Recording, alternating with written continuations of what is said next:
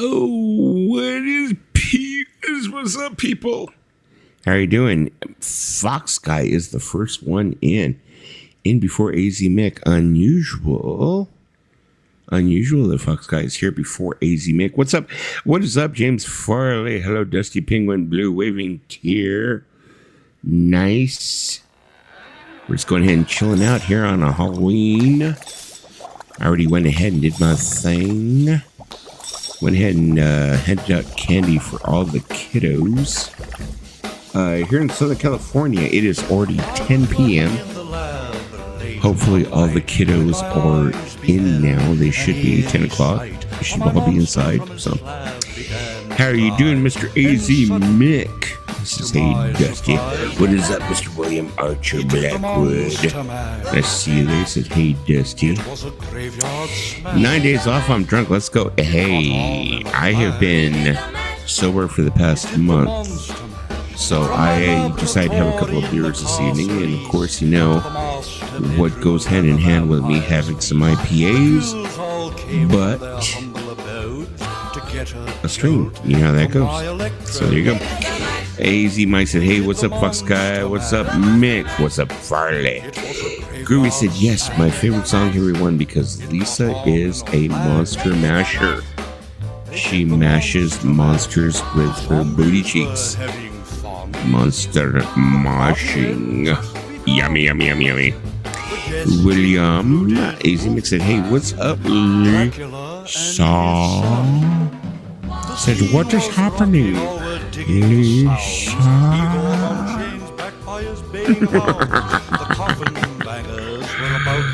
Said, hey Mick, what's up? Yo, Mick and Lisa. Hopefully my picture is not too scary for you guys this evening. I did choose to go with something that was actually terrifying from my childhood. I used to be terrified of Regan McNeil from The Exorcist. It was the thing. Of course, now I'm a grown man. It doesn't scare me. Whoa! What the fuck was that? Oh, okay, yep. Okay, maybe I still get a little creeped out once in a while. Looking at that face. So, yes. Mashed monsters, potatoes, and avocados. What's up, Lisa, Bay, James, and Mick? Hey, Fox. William said, I love this song too. First trivia covered by Australian actor Ross Higgins. Still my favorite version. I hope so. Oh, okay. Tell them who sent you? I don't know. You see, I don't need a costume. I'm scary enough. Lisa goes as a crazy Asian person. That is her outfit. She's a crazy Asian person. Where's Lisa right there? She goes, oh, mash good. Mash good. Ironically, Lisa, the song is ripped off of Mashed Potato Time. Oh, there you go. Okay, see. Oh, well. Still love UT. Okay. Don't know what UT is, but okay. I'm being ignorant here. It. Okay. I saw a few horror soundtracks on vinyl at Midland Vintage today, including the reissue of Exorcist 2 the Heretic, widely regarded as one of... I do not find it to be one of the worst films ever. Exorcist 2, I like it. I do visit it from time to time. I just feel like it was very 70s, maybe. Let me turn this down a little bit. Michael, you're being a little bit loud there, Michael. Tone it down a little bit. Okay. No, but Exorcist 2, I liked it. It was just a little bit, psychedelic, a little bit 70s, I guess, I didn't like the whole thing with the strobing light. The thing that used to terrify me was I was already on the heels of seeing The Exorcist. So I was scared of looking, at Regan McNeil's face. So when they did the flashback thing where, she's like supposedly holding hands with Regan over Father Marin's heart, yeah, it kind of freaked me out, It was a thing. It was a thing, most definitely. Let me see. I'm going as a Costco shopper, buying hot dogs, buying your Dino Bites as you do. Excuse me. Cool. What's up, Lossless? Thank you. Happy Halloween, Dusty, and every other monster out there. Oh, yes, I'm yelling for my life. Sweet. This is crazy. Can I request this is Halloween from M? From M? Who is M? I don't know who M is, but okay, whatever. Nightmare Before Christmas. If it doesn't get me shut down, maybe. We'll see. I'll get around to it, maybe. Smiley face. Pauline Angel said, hey, bitches, it's November 1st here at my home. Got my Mariah out of the freezer and it's defrost. In California, we still have 2 hours, a little bit under 2 hours before it is Mariah time.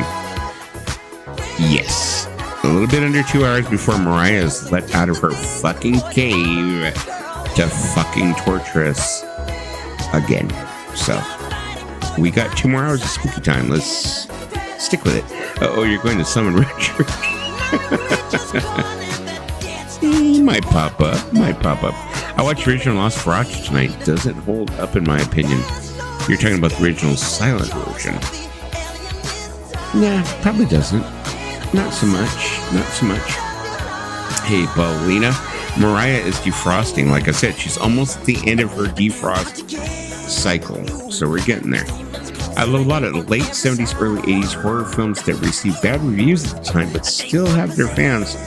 A lot that came out in the wake of Halloween and Friday the 13th. 80s was the golden era of slasher films.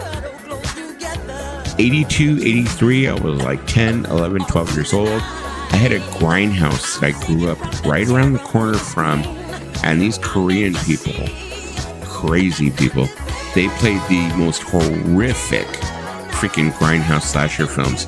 So I saw every freaking film there was to see. There was a slasher film. Loved it though. Loved it. Perverted my mind, made me perverse, crazy. Yes, most definitely. Hey, what is up, Mr. Nick Fantasy Island? Happy Halloween, Dusty and gang. William, Lisa. Hey, Nick. Yo, Nick. Hi, James. Hey, Nick. Gumby Nick. Oh, I thought it was Gumby Cumby. That sounds interesting. Cumby. Paulina, Fox Guy. Mariah, and way I'm going to torture Snow first. Why don't they have a freaking meme of George Michael defrosting? Because, right? Wham! Last Christmas? Right? Last Christmas got to be like right up there with Mariah Carey's, All I Want for Christmas Is You. I'm assuming. So, prom night, sleepaway camp, When a Stranger Calls. Yes. William, all of the fucking classics. Motel Hell. I remember Motel Hell fucked with me so bad. I couldn't eat sausage or anything for like months after seeing that movie. Because the whole premise was that, they took people and ground them up and put them in sausage and shit. Yeah, so. Yo, AZ and Nikki P. Hi, Paulina. Yo, James. And then Lisa said, I know, right? Halloween request. The Blob by the 5 Blobs. Lisa. The Blob. I'm just kidding. Let me see if I can get around to that in a little bit. So, but I will try to, Fox Guy. The video clip for my favorite Rainbow song, Can't Let You Go, from their 1983 album, Bent Out of Shape, was influenced by the cabinet of Dr. Caligari. I was very into Bauhaus when I was a teenager, and I know a lot of the imagery from the closet of Dr. Caligari was used for, Bauhaus merchandise during that time. Never saw the film, because you think during the early 80s, we didn't have access like we do now. The immediate satisfaction to go ahead and like grab a movie and see it or whatever, So I didn't see it until probably like maybe a couple of years ago, maybe about a year ago. And I was really like, I kind of got fascinated by it. It was like, wow, it was really freaking strange. You know, not the greatest movie, I don't think, but it was very strange. You know what movie I thought was really, really crazy? Because I got into watching the Closet of Dr. Caligari, and then I watched a movie called Faust. I think it was called Faust, which was another German silent film. That movie stayed with me. That movie, there's a lot of like black death metal bands and black metal bands that do concerts to that film. Like they'll go ahead and play it in the background and they'll play alongside of it. Fucking awesome. It's fucking awesome. You look on YouTube, there's a lot of videos of like black metal bands doing the soundtrack for Faust, creating their own soundtrack for Faust. Freaking awesome, man. You're like, yeah. Makes me feel so like wicked. I have the Blob in the 1972 sequel, Return of the Blob on DVD. I have not seen the sequel. I have seen the original Blob though. I used to play this MJ song during Halloween when giving candies. Why didn't you play it this year, Lisa? Why would you give me out candies this year? Bauhaus also appeared in the film The Hunger, which starred David Bowie's. Yes. At the very beginning, Bela Lugosi's dead. It's the whole opening of the film. Also, there's a band from Los Angeles, a couple of guys who were DJs, called She Wants Revenge. They did a music video for a song they made called Written in Blood. And they totally copied the video. But they did a great job. I watched Cemetery Man and Bloodsucking Freaks for my Halloween viewing pleasure. Cemetery Man. Most definitely a VHS classic. Most definitely. Look at even Nick's like, oh, that's... There you go. Applause. Right there. Lisa gave a marijuana-laced goldfish to the kids this Halloween. She needs a marijuana-laced goldfish herself. Nick. Smarter face. Hey, Nick. Shh. I don't give them goldfish weed. Because I didn't buy any. I got lazy. Okay. You know, funny faces. Hey, Nick. I watch Edward Scissorhands. Okay. James kept it kind of pure. Okay. Watch Edward Scissorhands. I'm with it. You're more of like a Tim Burton type fan. I get it. Goldfish weed. Is this a product I'm not aware of? I would figure that anything in any weed that you could turn to a butter. Excuse me. Ooh. I'm assuming you can cook with it and maybe make it with fish or something of that sort. I'm assuming. Lisa lacing goldfish and Haribo gummy bears since 2003.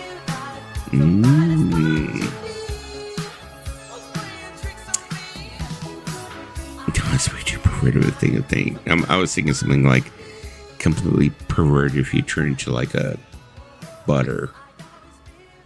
Like, can you use it? If it's turned into a butter, can you like possibly use it for some kind of a sexual lubricant and get high that way? Because I know that actually okay, to the best of my knowledge, I know that our genitals are very, very, they have very, very thin skin. So I'm thinking, could it soak through the genitals? And, you know, could be a thing, you know. Anybody want to experiment? I don't know. Lisa, want to experiment? No, I'm just kidding. Lisa's like, I'm down. Yeah, just get some hashish butter. Let's do this. Goldfish made with MJ. I ate so much one time during Greta Van Fleet. No wonder you're a fan, because you would have to have eaten a lot of weed and a lot of psychedelics to be a fan of Greta Van Fleet. So, yes. But anyways, it's an edible of some sort. Do they have weed condoms? Well, this is where I'm getting to, saying if you made like some kind of you could make weed butter, could you make a lubricant? Something that you could use that would be safe. So maybe there could be a weed condom.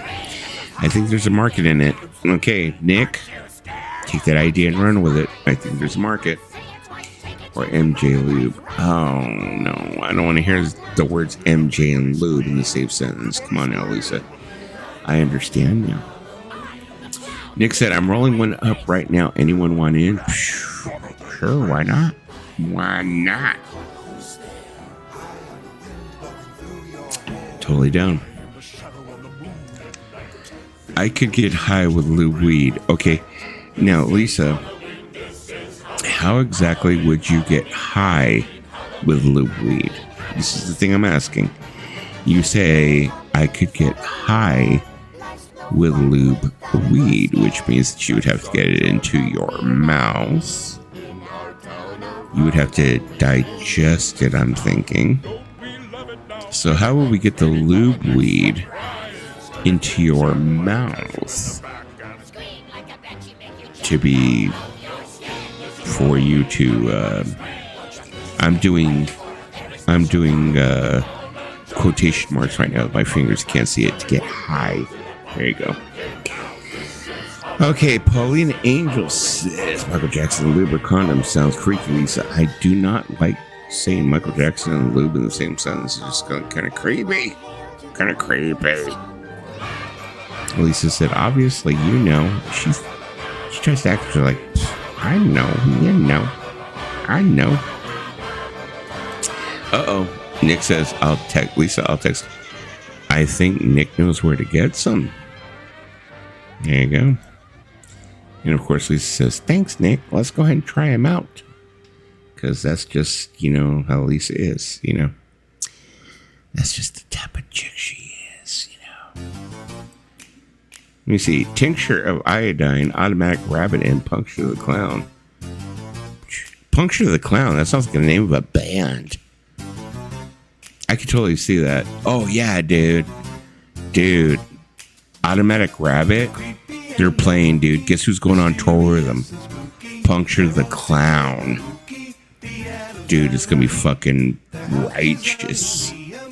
Yeah, tincture of iodine, then automatic rabbit and puncture the clown. Fuck, I am there, bro. So there. Sweet. YW Lisa. Yeah, MJ Lube sounds bad. I mean, especially after we watched that documentary, which they've taken it off of everything. Have you noticed? Yeah, because I think maybe a lot of it was unverified. A lot of the open butt stuff that we used to say. So I think it's unverified. So yeah. Yeah, ever since we saw that Leaving Neverland, what was it? Me and you and Paulina watched that one night. That was kind of creeped me out. A lot of butthole stories. A lot of open butthole stories, Lisa was getting into it. Lisa was totally into it. She was like, so they open your butt, total open butthole? And I was like, yeah. She's like, wow. Now, how's that work? And I'm like, well, I'm going to tell you, Lisa. And Lisa was like, okay, well, kind of like this. Lisa says, I need weed. Lisa, you shush. You never smoke weed. Shush. Which Buster would people here be? Adam's family. Lisa would be Cousin It. Definitely Cousin It. I would definitely be an Uncle Fester. I am totally Uncle Fester. Lisa, Cousin It. Most definitely. Definitely. Tincture of Iodine is the name of the tour. That movie was weird. I'd be a grandmama. Said, fuck no, you're a liar. Who's a liar? I didn't lie about nothing. You liar. James. Okay. Let me see. Lisa said, oh, I did 3 times before 21 Pilots. Here we go, Lisa. Tons more of her stories about her high stuff. Uh-oh. Ghostbusters. Lisa's gonna go off right now. Watch. This is like Lisa's favorite song. Do it, Lisa. Do it, Lisa. Tell me to shush. You shush. Let me see. Nick says, I'd be lurch. Okay. Oh, you know. Lisa says, I smoke weed. Okay. What did you smoke it in? Tell me what you smoked it in. You know, that's it. This is it. How long? Okay, I've been on for 20 minutes. Here we go. Lisa has forced me to do it. I ain't afraid of no ghosts.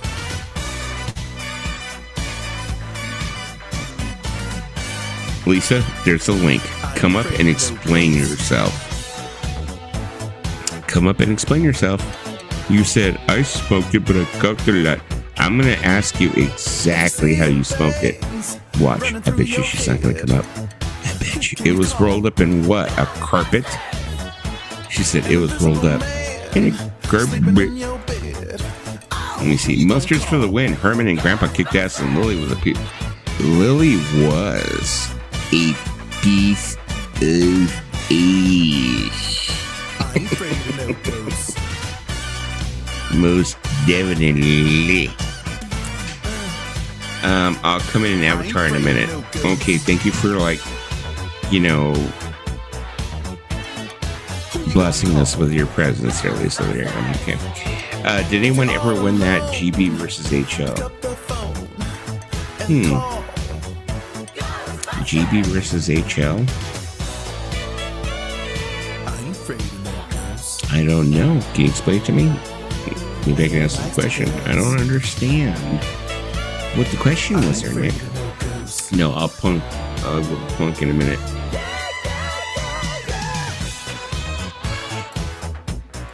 Oh no, there it is. Hey, let me put this down a little.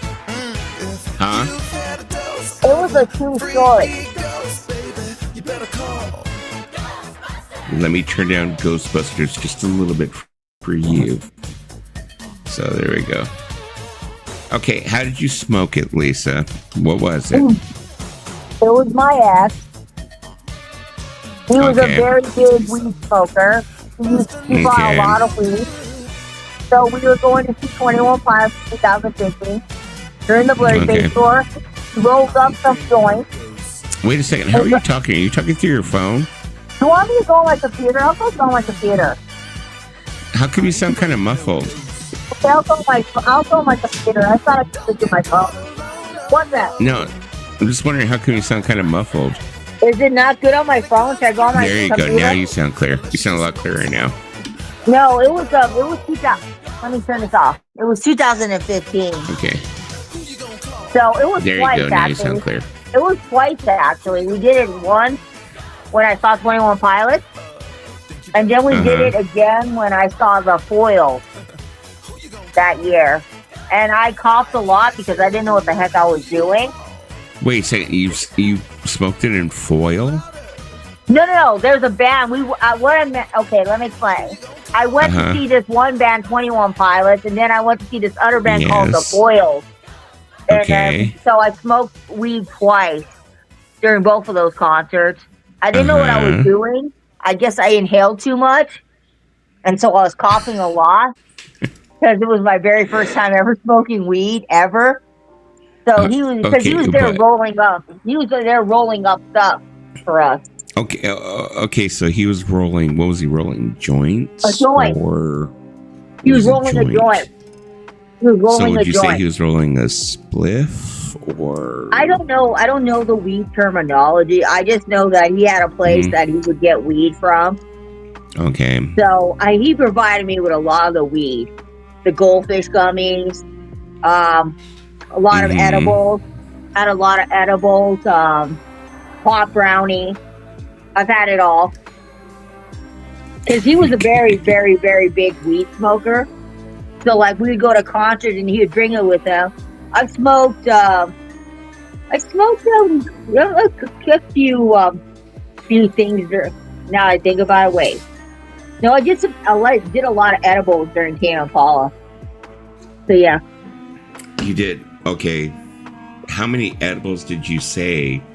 How many edibles would you say you did? Over the years? Or A couple. Well, a couple. Okay. Yeah, they were like 25 milligrams. They weren't like too much.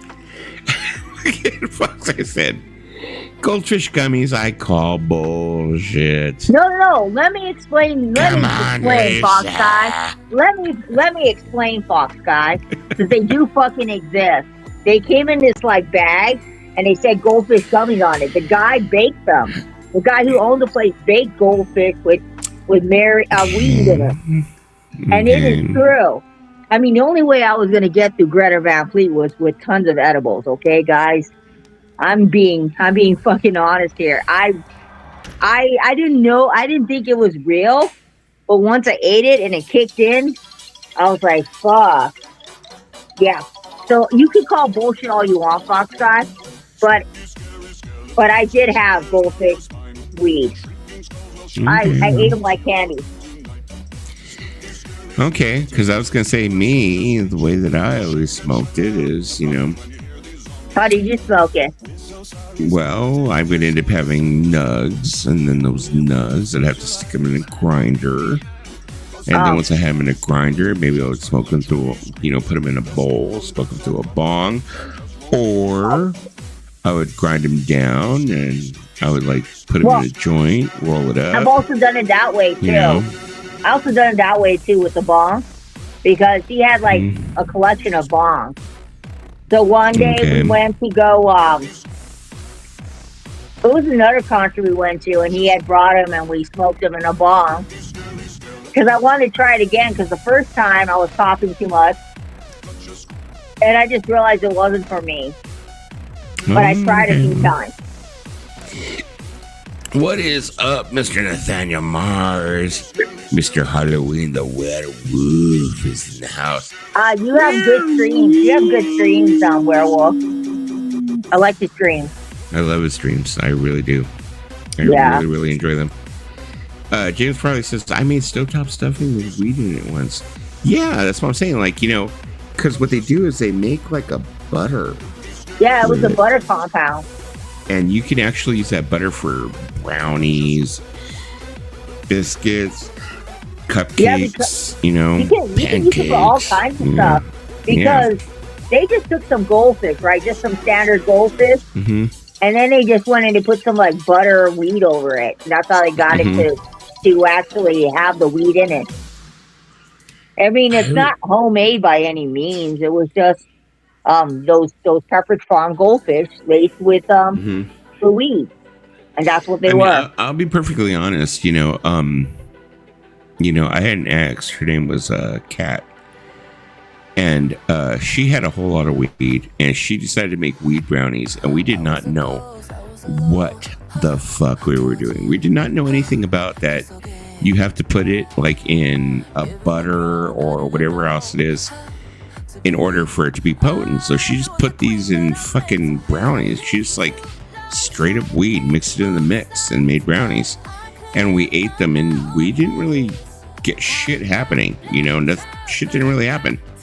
So, a couple of years later, we decided that we were going to try and do it again. We were going to go ahead and make weed brownies for the Incubus Deftones tour. And we had a friend who said, well, you need to make the weed butter a month before, so much before.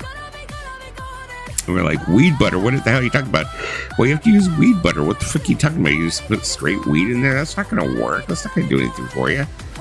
And I was like, all right, well, okay. And he's like, oh, I'll show you how to make this weed butter. So he showed us how to make the weed butter. I'm not going to go over it here, how you make it and stuff like that. Hey, Belle, how you doing?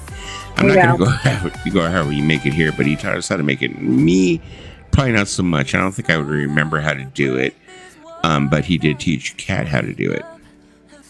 And she made the weed butter, and then she made brownies with it. And when she made the weed brownies with the weed butter, we went to go see Incubus and Deftones. I think also, what was the name of the other band that played that day? It was Death from Above 1979 or something like that. Oh, that's a good band. Death from Above 1979. So they opened. So I remember we got these brownies and we snuck them in, and we ate the brownies during Death from Above, 1979. By the time the Deftones came on, probably halfway through, we were fucking trashed. So obviously, what they told us to do with this weed butter fucking worked. So yeah, no, it totally worked. Mm-hmm. I mean, weed brownies totally work. One time my dad ate 2 of them, right? Mm-hmm. My dad thinks he's a big man, and yet he was going to able to handle 2 brownies. And he just ended up sitting in a car for an hour, and he couldn't even move. So he was like, wow.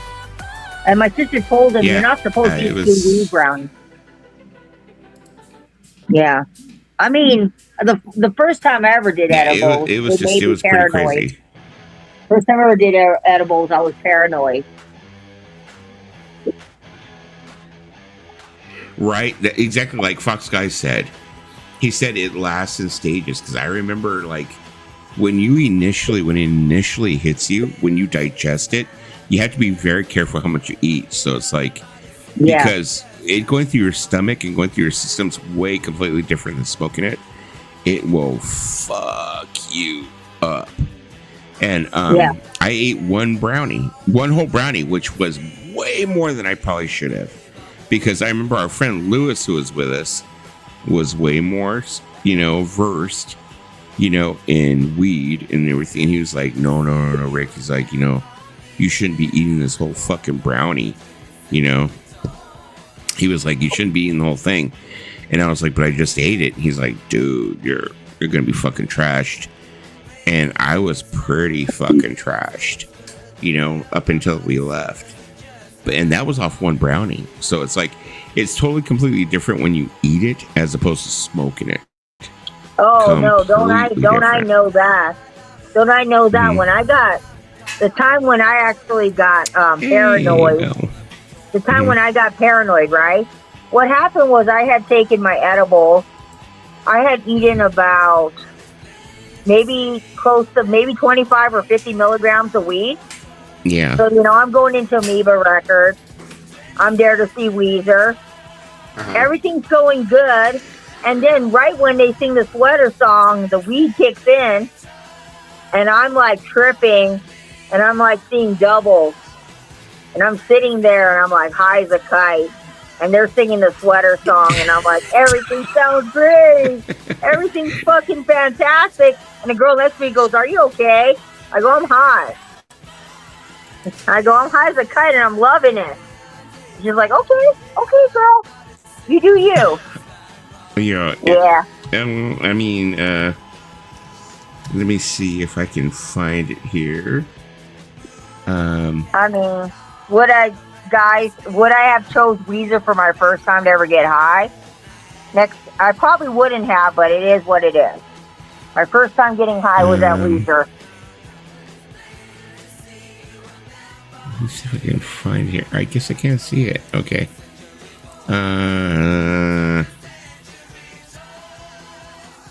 Because every time you talk about like your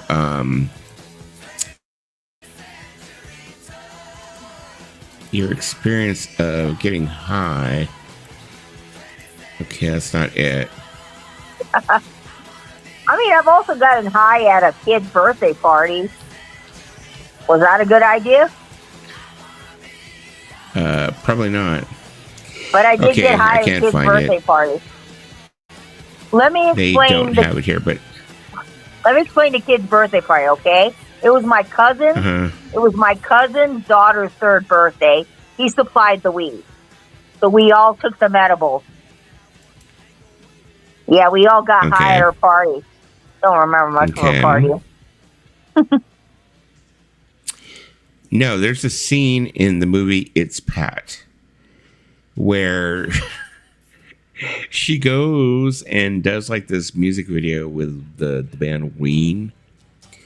And they're backstage after the show and she's eating mushrooms.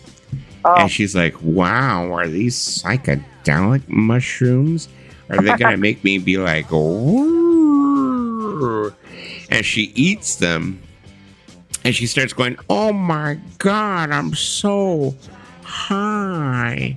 Oh my God, I see a polka dot monkey on your nose. I just want to say one thing. Wait a second. No, wait. Let me finish. Yeah, okay. And the guy turns around and goes, Pat, those mushrooms are from Safeway.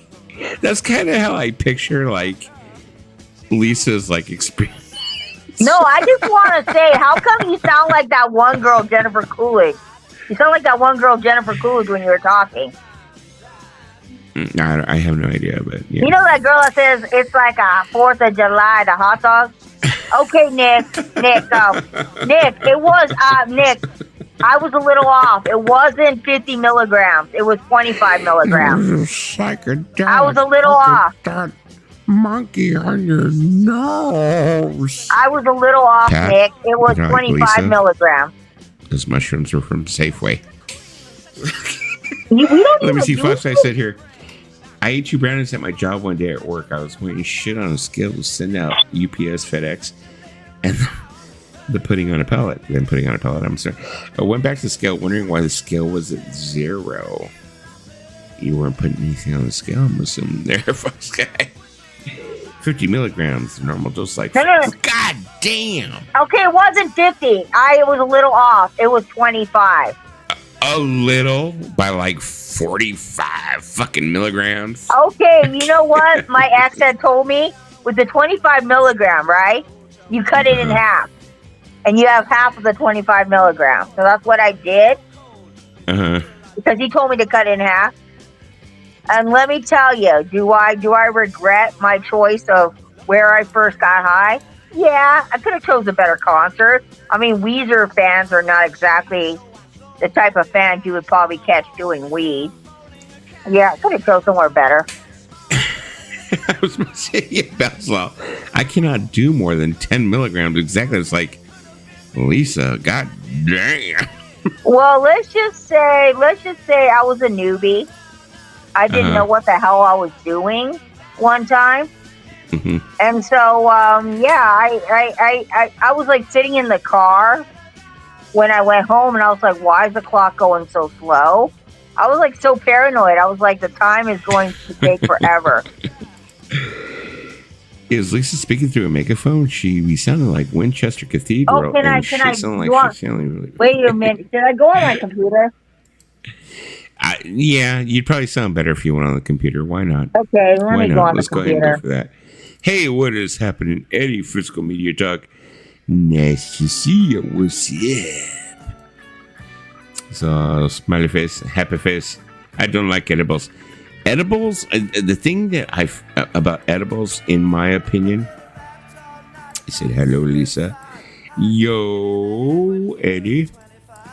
Hey, Easy Mick. The way that I feel about edibles is I feel like edibles, you can't control your high. It's like,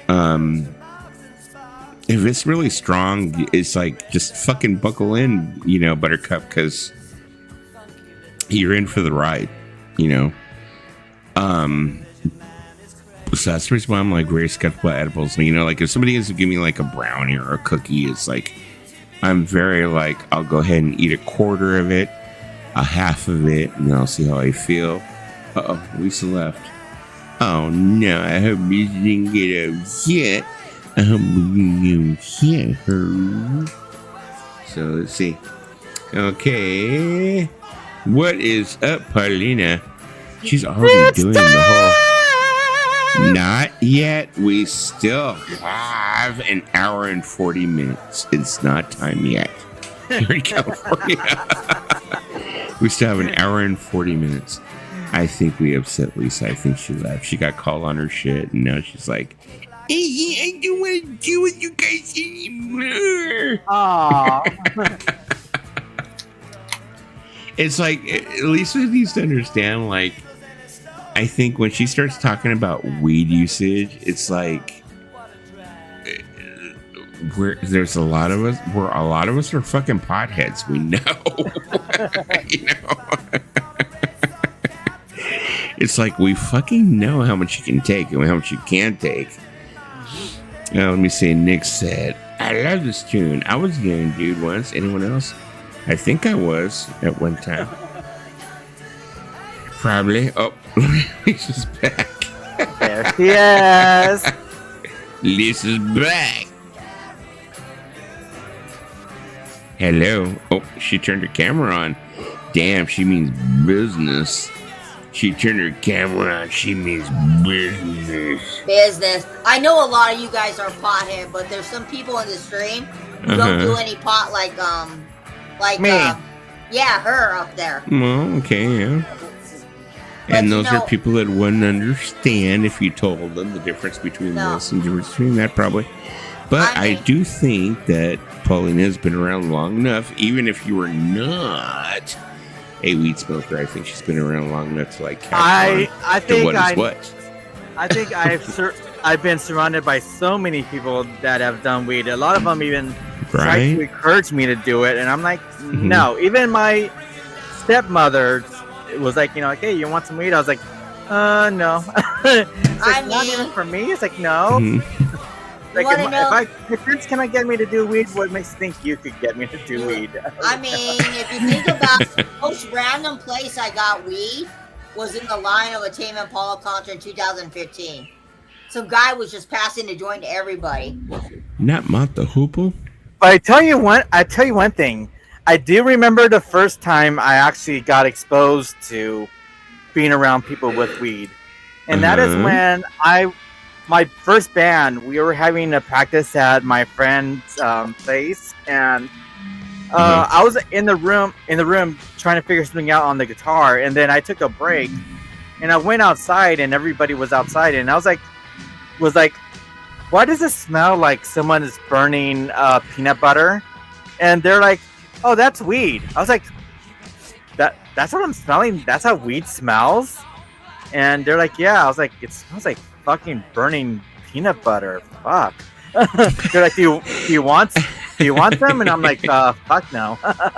The thing that I found was when I was in high school, it was the first time I had really picked up a guitar, did my thing or whatever, learned power chords, blah, blah, blah. And I was in a couple of punk bands, when I was in high school, thought I was badass, which I wasn't.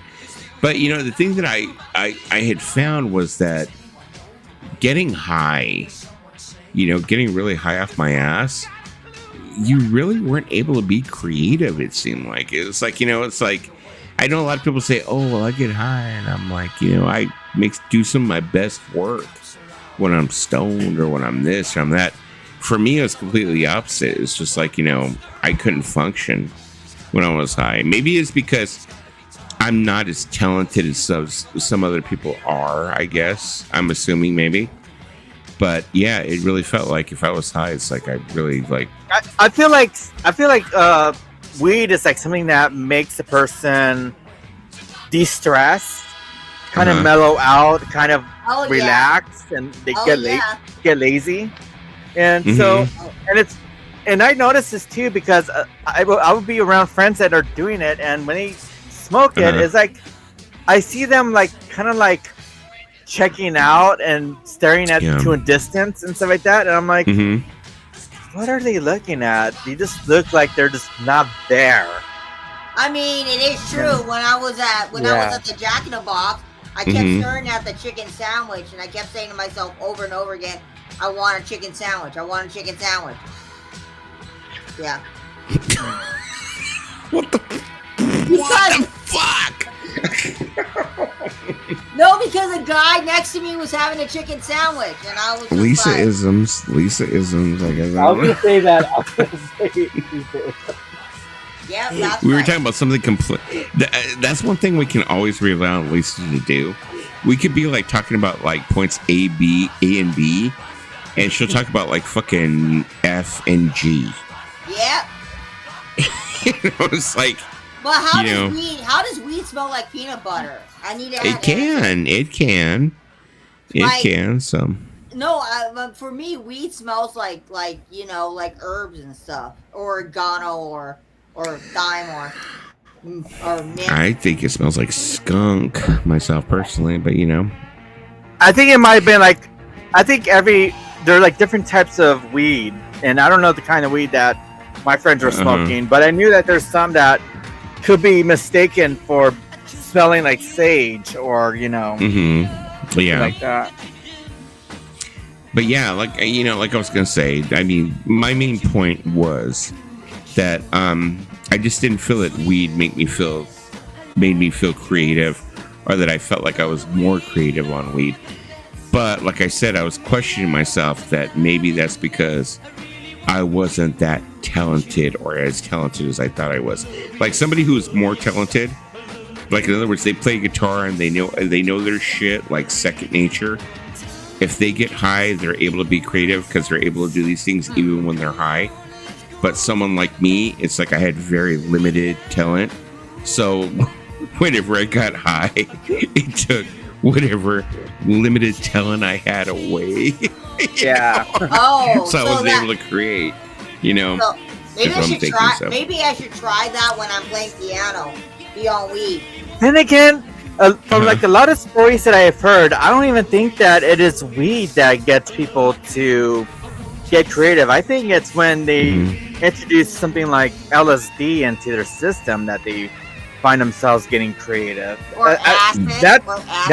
That's what what you basically hear from like Brian Wilson when he was like, when I first dropped LSD, then that's how I came up with California Girls and all that kind of stuff, And so I don't even think that it was like the marijuana that helped him get creative. It was LSD that got him that way. It could be the same way with guitar players, like people like Jimi Hendrix and stuff like that. Yeah. I don't know. I'm just kind of like, Ox Guy's even saying that same thing too. Yeah. The couple of times that I did LSD, the couple of times the few times, there was more than 4 or 5 times that I did LSD. It's like, it seemed like I was just very, very stoned. It didn't feel like, I was really having like any kind of a trip where I felt like my third eye was opening, or, I was seeing something new in the universe that I had never seen before.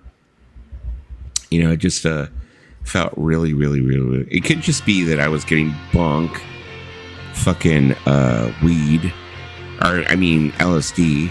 I don't know, but I'm sure if Charlie came up here, he'd be like, "Nah, that was just bunk LSD." Remember, he was here last week.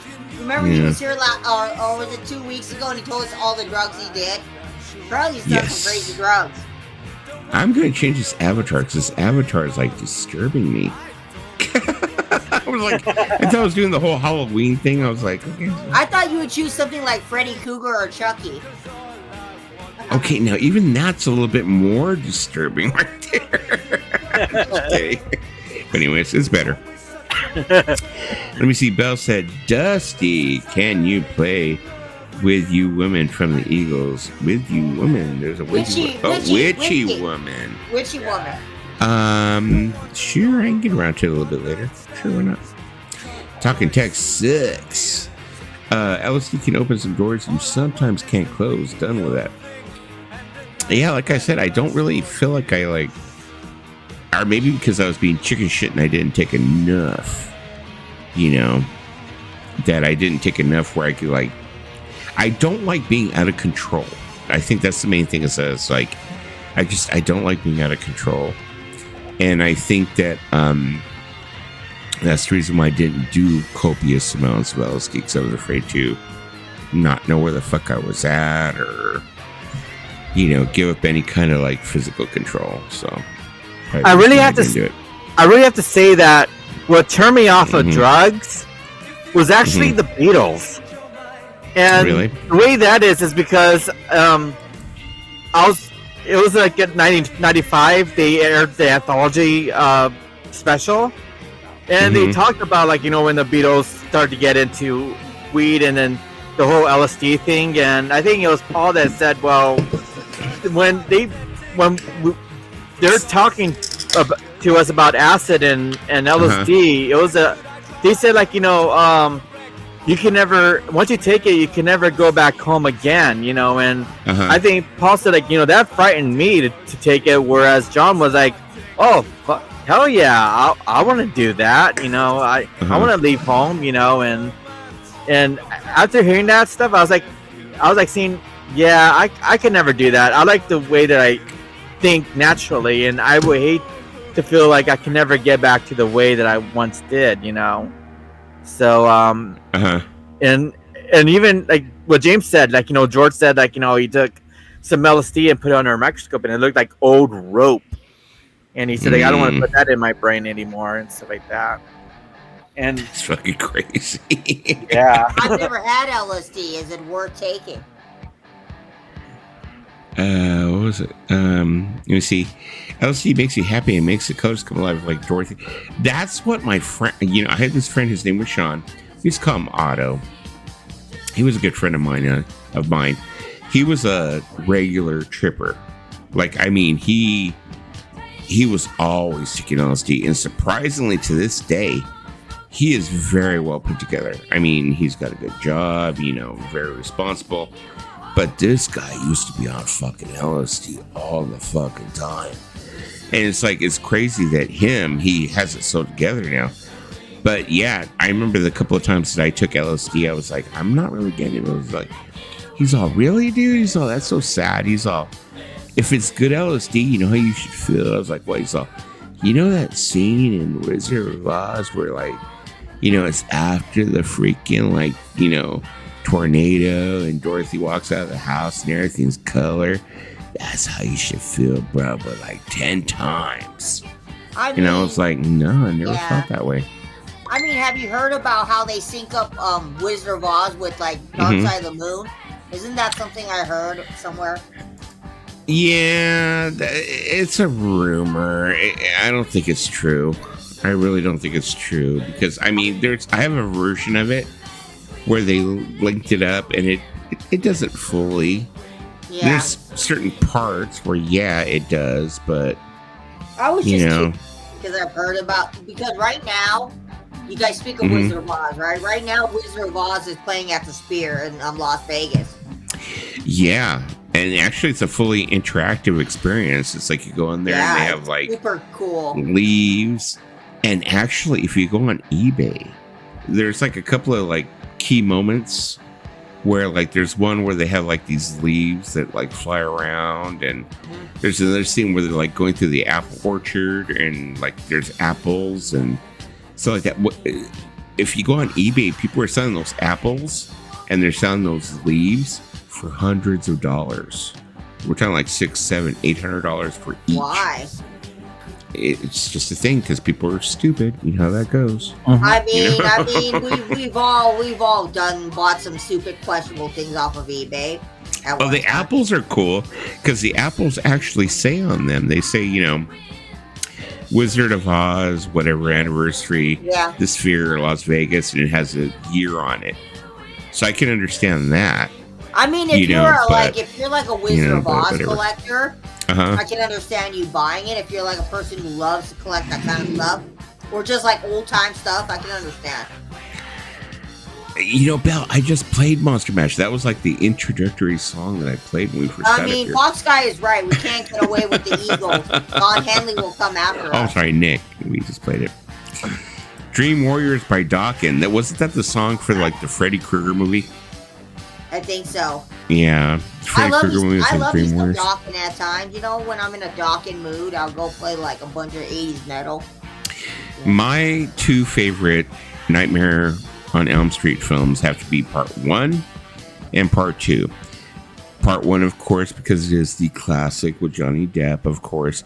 The second one I did like because I remember seeing it in the theater, but of course the second one they supposedly say, stop me when I lie, that it had a lot of homosexual overtones to it. A lot of homosexual. And actually the guy who plays the main character in that film, the kid who's haunted by Freddy Krueger and being that he's reincarnated as Freddy Krueger, actually in real life is a homosexual.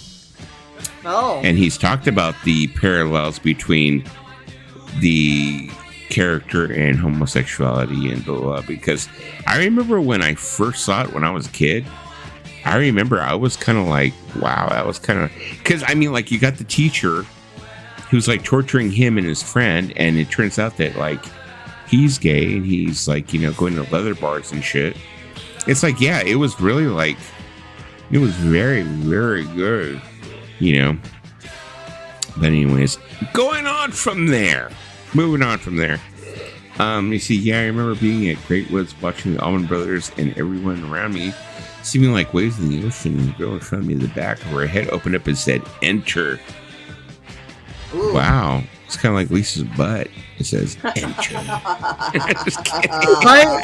If I were to envision how it would be to be stoned and acid, I have to say it have to be the combination of both head and 33 revolutions per monkey. Oh, yes. Oh my God, you're talking about that TV special of the monkeys? I felt like I was stoned and I wasn't even fucking on anything. I remember, didn't we watch that once? It was me, you, and Tim and Lisa. Yeah, I told you about it. Yeah, we were like sitting there going, and I was like, what the fuck? It was like, I mean, okay, like, have you ever seen the Star Wars holiday special? Star Wars holiday special is fucking trash. Yeah. It's trash. This fucking monkey special made me feel like I was like, what the fuck? I really was like questioning, did I take something or no, I didn't. Did I? What the fuck? You know?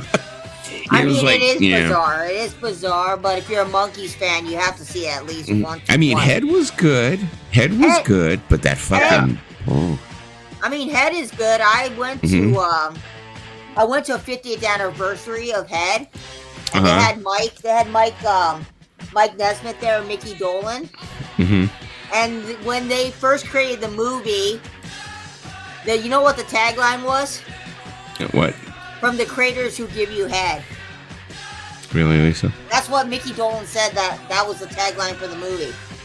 Well, you go to a lot of... I'm sorry. Actually, that's kind of right, because the guys that made that movie, the next movie that they made was Easy Rider. And so when they made Easy Rider, they wanted the tagline to say from the producers that gave you head. Yeah, but so that's Mickey Dolan was laughing about it. He was laughing about it. Because he's like, that's not what we wanted to do to you guys. The Paul Lynn Halloween special makes the monkey special seem like Romper Room. Yes. I now need to see it does. This. Is this on YouTube? I need to see it. I think Paul Lynn definitely is on YouTube. Definitely. I think they're both on YouTube. I mean, Paul Lynn is a riot. I love Paul Lynn. I have the red Teletubby in my attic. He pushes the button and tell me, and he says, I can't even say what it says, but it says, yes, my son had that. I think we still have it, probably in my garage. Wow. Yeah. I'm wondering if that's what it really said, or if it's just like they told us that's what it said. So in our minds, that's what we hear. But he actually said something else, you know? But it does sound like, to me, since they told me that, it sounds like he says, like, don't cancel me for this. I'm just repeating what I think the doll says. But it says, like, faggot, faggot, faggot, faggot, bite my butt. That's what it sounds like it says. I swear. To me, that's what it sounds like. One of these days, I will go out there when I have nothing better to do, and I will bring it in, and I will play it on here. And you guys can, like, judge for yourself. You know, yes, please do. I want to hear it now. But to me, that's what it sounded like. But like I said, it's like one of those things where they turn and they tell you like that they said a certain thing, and then when they say it, you're like, oh yeah, you hear that, when that's not exactly what they said. You know what I mean? So it could be one of those things. This was marketed towards kids. Well, yeah, but weird. Like I said, he could have been saying like bubbit or something else, but since they told us that word, that's what we heard. So to me, it's like I felt like that's, and I remember the first time was I didn't even hear that, because this, you gotta think, this is when my son Michael and Chris, when they were little, and they had dressed, speaking of Halloween, they had dressed up like Teletubbies for Halloween. We got them the costume, you know. They had the sandals, the whole bit, and they had the stuffed animal, and I remember Michael was Poe. And when we got it, you know, I think Tina was the one who said, she's like, oh my God, this is one of the ones that says, like, you know, that bad shit. And I was like, what bad shit? And then his godmother, Michael's godmother, said, oh yeah, this thing says, it says faggot, faggot, bite my butt. And I was like, nah, get the fuck out of yourself. No, let's do it. And I fucking pressed the thing, and I was like, wait, and I was like, oh my God, it did say it. But see, she planted the seed in my head that that's what it said. So that's why I kind of like question it now, you know what I mean?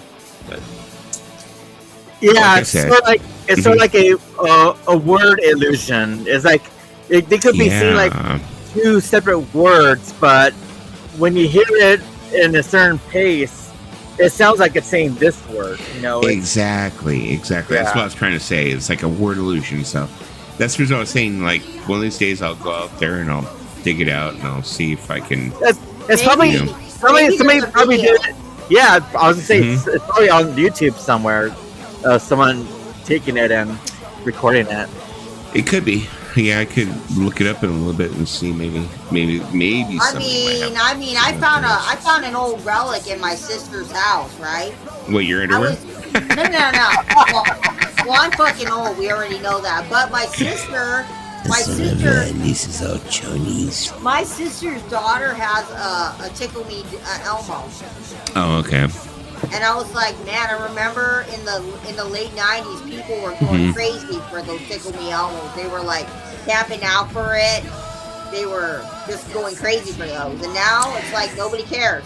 You know, the thing that's really crazy is that I don't know, they're probably going to fight over them and try and sell them when they get older. But my kid's mom, her grandfather, and her grandmother who passed, they used to have this thing where every year for Christmas, I don't know if it's just sporting game for them or what, but they would try and find the thing that year that was like the toy that was hard to find, and they would find it.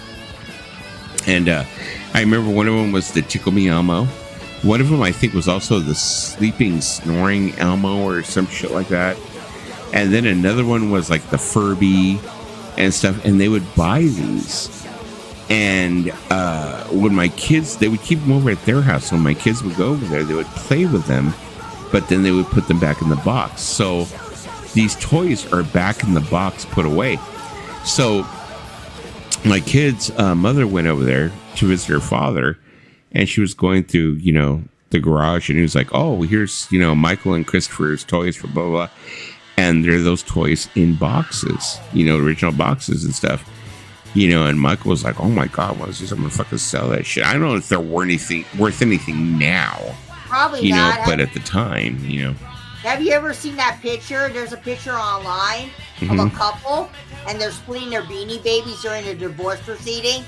You ever seen that picture? No. There's a picture of a couple.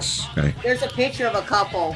And they're, you know, divorcing, and so they're like deciding who's getting what Beanie Baby. Because I don't know if your family ever bought the Princess Diana Beanie Baby, but that one's worth a lot of money. Okay, like I said before, I mentioned before in the past, and I talked about Kat. Her mother was obsessed with Beanie Babies, and I mean, she had a whole wall full of them. But I mean, they're not worth anything anymore. So it's like she had like all these ones were supposedly rare, and she went and she collected them and stuff. Now they're not worth two shits, you know. So it's like, I don't know. It just depends. Just like, you know, when it comes to collecting baseball cards, if you collected a lot of baseball cards during the mid to late 90s, early 2000s, you know, a lot of people are like, oh, well, I have a baseball card of this and I have a baseball. They're not worth shit. They're not worth anything. But if you have baseball cards from like early 80s, late 70s, 60s, 50s, those cards are worth something. But I will show you something that was crazy like a year ago. Everybody and their grandma had to have it, and now they die down in popularity. These right here. That is going to be the next fucking that's going to be the next fucking Beanie Baby right there. I mean, I bought one for my sister who got it from her friend who bought like a whole box set. Now you can get these easily. Nobody wants to buy them anymore. They just kind of died down, but I have one, and that's all I needed. It died down really quick, didn't it? No, it took about a year or two for it to die down. But it has, you know. Well, I just think that the whole thing about Labubus is it had a moment, but now people are like, don't need them. That's badly.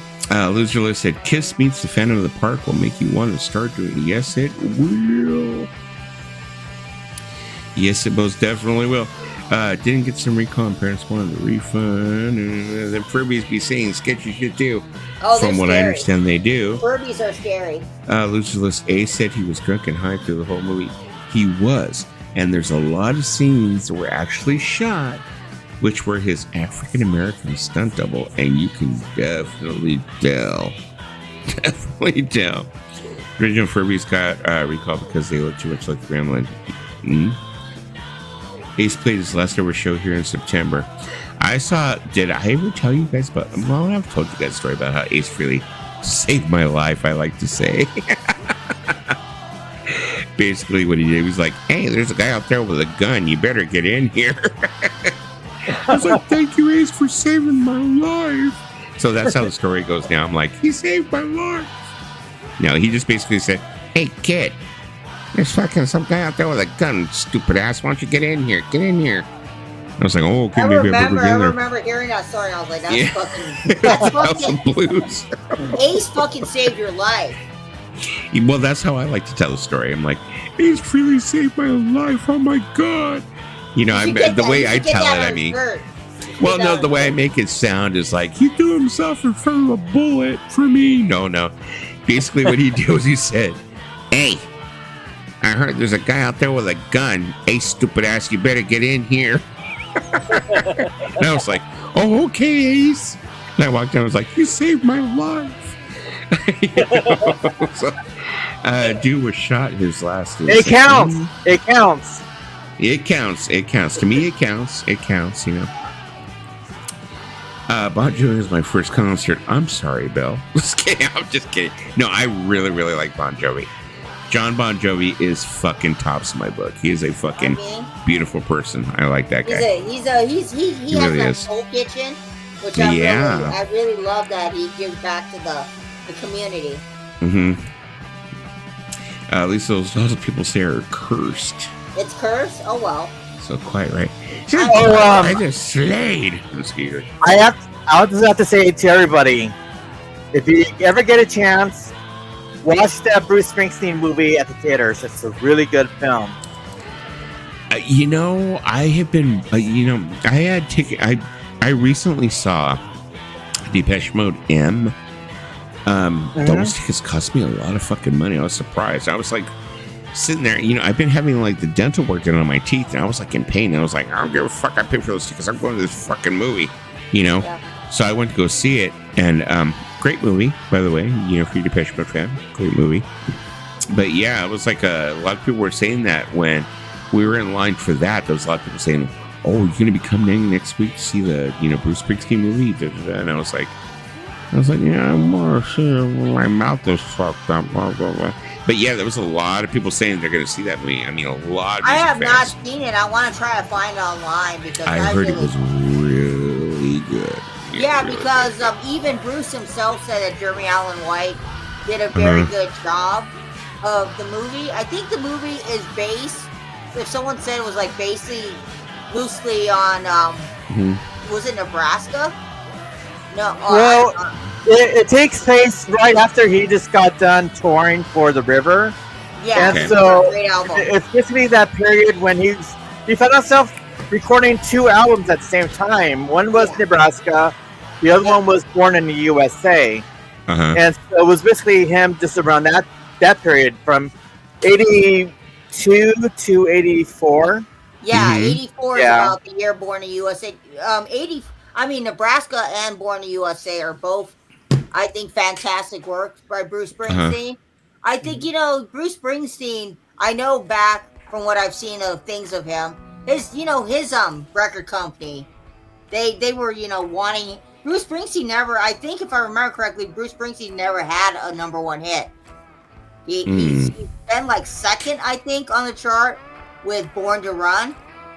But ironically, Tim told me this. Thank you, Timmy. Bruce Springsteen did have a #1 hit, but he wasn't even on the song. It was for "Blinded by the Light" because he supposedly helped write that song.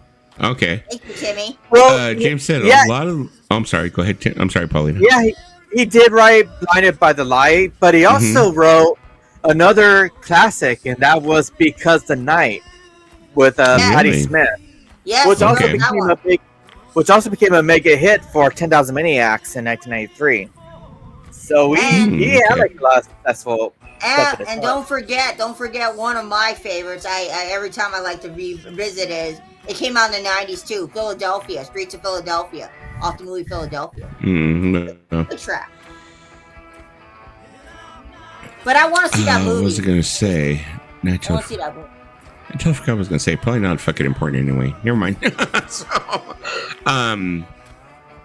what was I going to say? I don't even remember. I mean, it would make sense, James, considering that Bruce is from New York. I mean, Bruce is from New Jersey. So it would make sense that he did film a lot of scenes in New Jersey. He has an album called Greetings from Ashbury, New Jersey. There you go. That's what I was going to say. I was going to say, okay, James, are you from New Jersey? That's what I was about to say. There you go. Yeah. Okay, because there you go. He has a live album from New Jersey. Freehold, New Jersey, Colt Snick, and the Stone Pony in Asbury Park. You know, there's a scene in which like I said, like you said recently. Remember, you said you were rewatching 6 Feet Under. Oh, I finished that. Let me tell you something. Yeah. This one episode, I just want to say it. It's fucking tormented me. I'm never gonna watch that one episode again. Which episode? It was the episode where he got in the car with that guy because he needed gas for something. Oh, you're talking about the one who like kidnapped him and that episode tormented the hell out of me. Really, that one out of all the episodes? I mean, yeah, because I felt for him. I felt for his character and what he went through, and it just made me sad. It made me sad. Maybe not. Oh, there was so many other moments in 6 Feet Under that but anyways, like I was gonna say, 6 Feet Under. Speaking of The Sopranos, the HBO thing. What I was gonna say is, I've been rewatching The Sopranos like I do. It seems like I do this once a year. Yeah. I rewatch The Sopranos because I love the show so much. Same thing with 6 Feet Under, maybe every other year, maybe once a year, depends. Yeah. But there's a character, Sopranos. Well, of course, there's Christopher Moltisanti. He has a girlfriend whose name is it was Drea Di Matteo. Yeah. I forgot what the name of her character is, but anyways, it's Michael's Imperioli's girlfriend, Christopher's girlfriend. Well, she ends up buying a club on to show The Sopranos.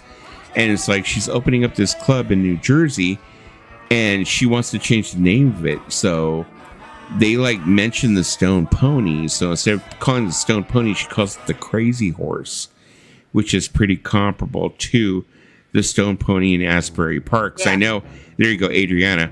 Yeah, because I know that the Stone Pony was it was one of the most famous places, in New Jersey. It was one of those clubs, kind of like the equivalent of the Whiskey A Go-Go out here. I mean, it was just so famous and stuff. But she calls her club, Adriana calls her club the Crazy Horse. So I think it's kind of like a nod to the Stone Pony. Yeah, the Stone Pony. When I think of the Stone Pony, I think of Linda Ronstadt. Well, her band was called the Stone Ponies, wasn't it? Yeah, that's why I think of her. Yeah. Where was Linda Ronstadt from? Arizona. Arizona, okay. Because I was about to say, it was I didn't think she was from back east, No. Because, there was I think her band was called the Stone Ponies, weren't they? Yeah, that was the band Yeah. that she was in when she got to Los Angeles. Yeah, okay. Because I remember there's a famous piece of like footage where she's outside of the Okie Dog, which is you know, it's no longer there, but it was like a hole in the wall fucking fast food place on Santa Monica Boulevard, and it was called Okie Dog, and she's outside the Okie Dog getting some hot dogs, and some guy comes up to her and she's like, yeah, we were recording and we just decided we wanted to get some hot dogs and we were hungry, blah blah blah, and it's all the guys from the Stone Ponies out there with her. But Okie Dog was famous because there was a lot of photographs they took during the 80s, during punk, of like X, The Germs, you know, all these different bands, stuff like that. But well, it says right here, it says right here that the band's name came from a song from a guy named Charlie Patton. The song was called the Stone Pony Blues from 1929, and this is like one of the songs that they love playing back in LA. Okay, so, then I'm wrong. I was assuming, I thought it had something to do with the Stone Pony Club.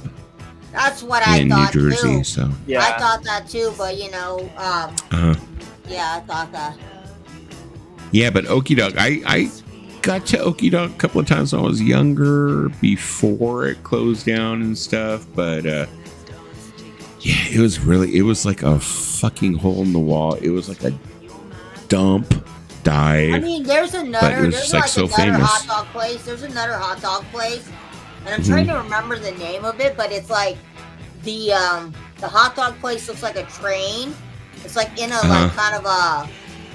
It's kind of like in a train. That's all I remember. It's somewhere in Hollywood, and I can't remember the name of it. But there's like Pink's. Yeah, you know, Pink's is still pretty famous, but I've been to Pink's. It's still there. The first time I went to Pink's, I was kind of like, yeah, this is kind of disappointing.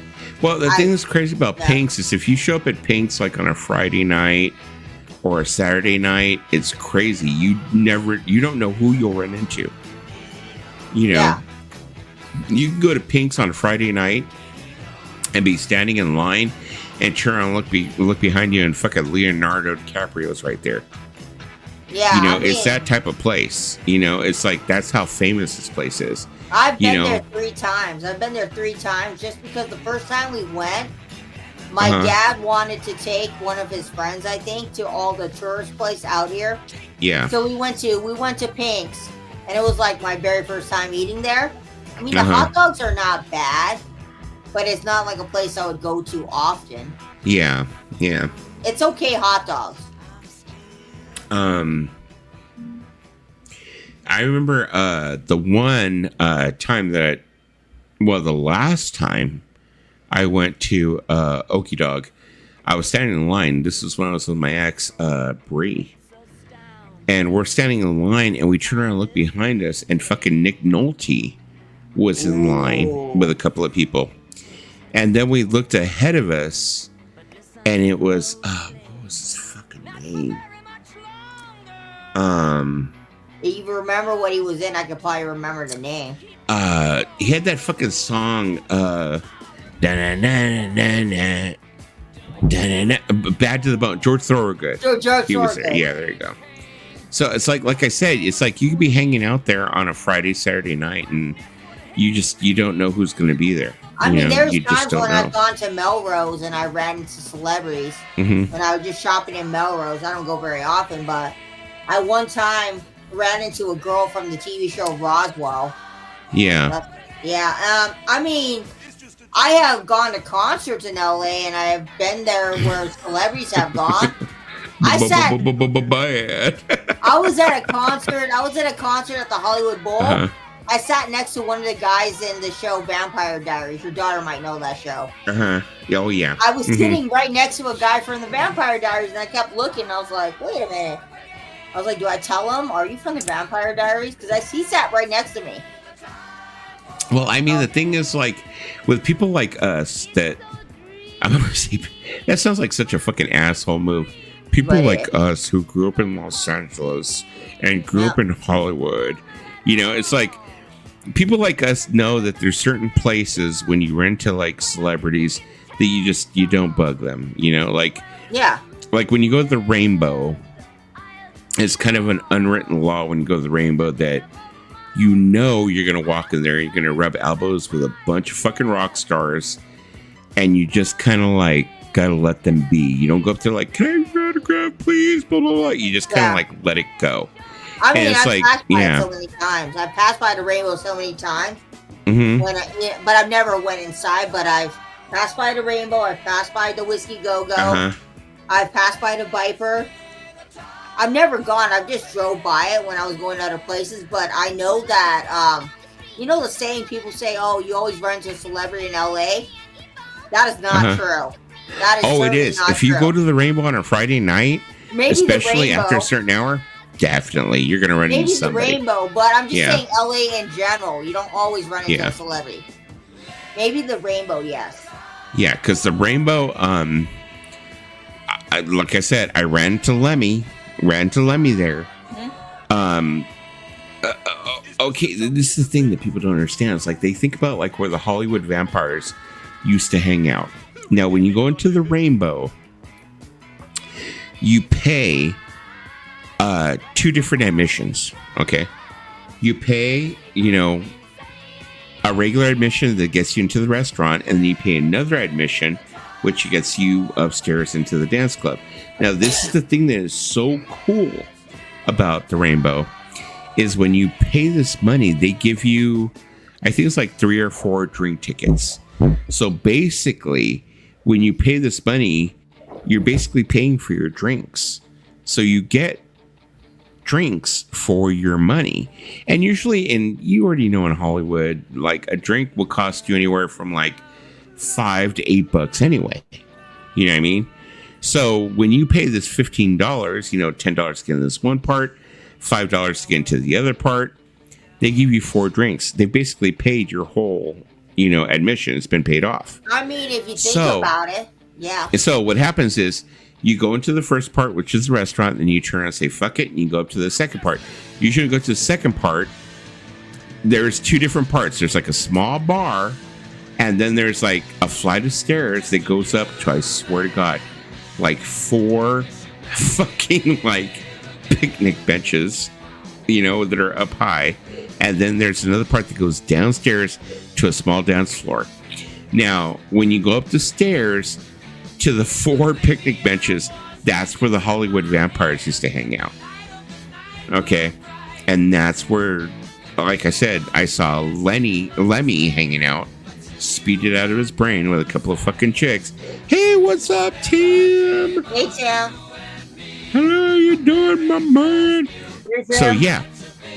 So, like I was saying, you know, it was like, you know, Lemmy was going up and down those fucking stairs, you know, speeded out of his gourd, because that was his thing. The Rainbow was his safe haven, you know, so you didn't bother him there, you know. And then also, who was the other person I saw that night was, what's his nuts from Skid Row, Sebastian Bach. Sebastian Bach. Yeah. You know, that's the kind of people you see at the Rainbow nowadays. Yeah, Sebastian Bach. And has-beens and musicians are who you're going to probably yeah, see, right? So it was basically shit like that, you know, basically is what it was. But like I mean, Corey Feldman. Yeah, I would fucking love to hang out with Corey Feldman. I mean, Fox Guy brings up a great point. You know what? You probably will run into Lee Garrison in Hollywood because that's his kind of place. What I would love to do is to fucking go to the Rainbow, run into fucking Corey Feldman, and fucking make him meet Lisa, and let them talk for a half an hour and see what happens. You know what? You know what's gonna fucking happen? You know what's gonna fucking happen? After 30 seconds of talking to me, he's gonna be like, "Fuck this shit. I'm done. I'm be like, bro, this chick, we call her Groovy Lisa. Bro, she's a fan, a big fan. You need to talk to her." I mean, how you doing, Groovy Lisa? I mean, I saw his music video. You guys actually watch his music videos? They are not that bad. It's true. Like they said, he had a game that he was totally into. But this is the thing that really pisses me off, Nick, is that they say that the game was downstairs because there's like a patio area. And they say the game was downstairs in the patio area. That's not where the game was. The game was upstairs at the end of a bar. Upstairs, right? Like I said, where the entrance to like where the Hollywood Vampires hung out. Or if you went downstairs where the dance floor was, that's where it was at. It wasn't downstairs like they say it was. So, yeah. But yeah, as far as I remember, like I said, I had been there a couple of different times to see that. Yeah, that's where he was playing. It was upstairs. Let me see. I would pay to see that. Yep. Yeah, it was definitely upstairs. It was upstairs. I think the thing is that they try and do like the whole tourist thing, you know, so they kind of like do it like downstairs because like that's where all the kids hang out and they like drink beer and they're like woohoo and stuff. So I think they try and do it downstairs as opposed to like upstairs. So Machete Girl, are you guys talking about my like girlfriend or what? Oh my God, Machete Girl. Mm-hmm.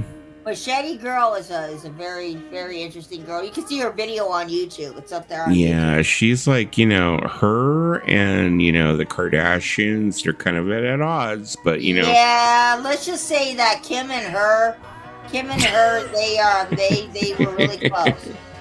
But I stand behind my Machete Girl, you know. Me and her are going to make babies.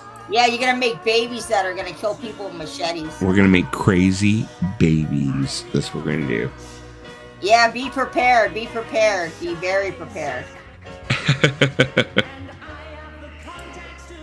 Should we have a seance to channel Lemmy and introduce he and Lisa?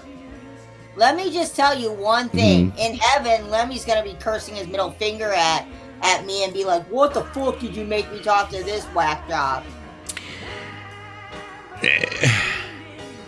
You know, there's quite a few celebrities I've met in the past that I have been extremely curious what it would be like if they met Lisa. Well, you know, let's just say every time I met a celebrity, it had gone okay. Question mark, okay. I mean, I'll be perfectly honest. I mean, looking at Lisa's, like, you know, her record, she's met a whole lot, probably more rock stars than I have. Well, most of the rock stars that I've met are like not big name people. They're like small. Let's see, the most I've met Brandon Flowers from the Killers. I've met all the members of a band called Pawn. I've met all the members of Bastille. Met all the members of Bombay Bicycle Club. Oh, I'm sorry. There you go. There's the link if you decide you want to come up, Tim. But as far as meeting anybody popular, I think the most, at the time, the most popular person I met was a guy who was on Pretty Little Liars. Yeah. Bless your heart.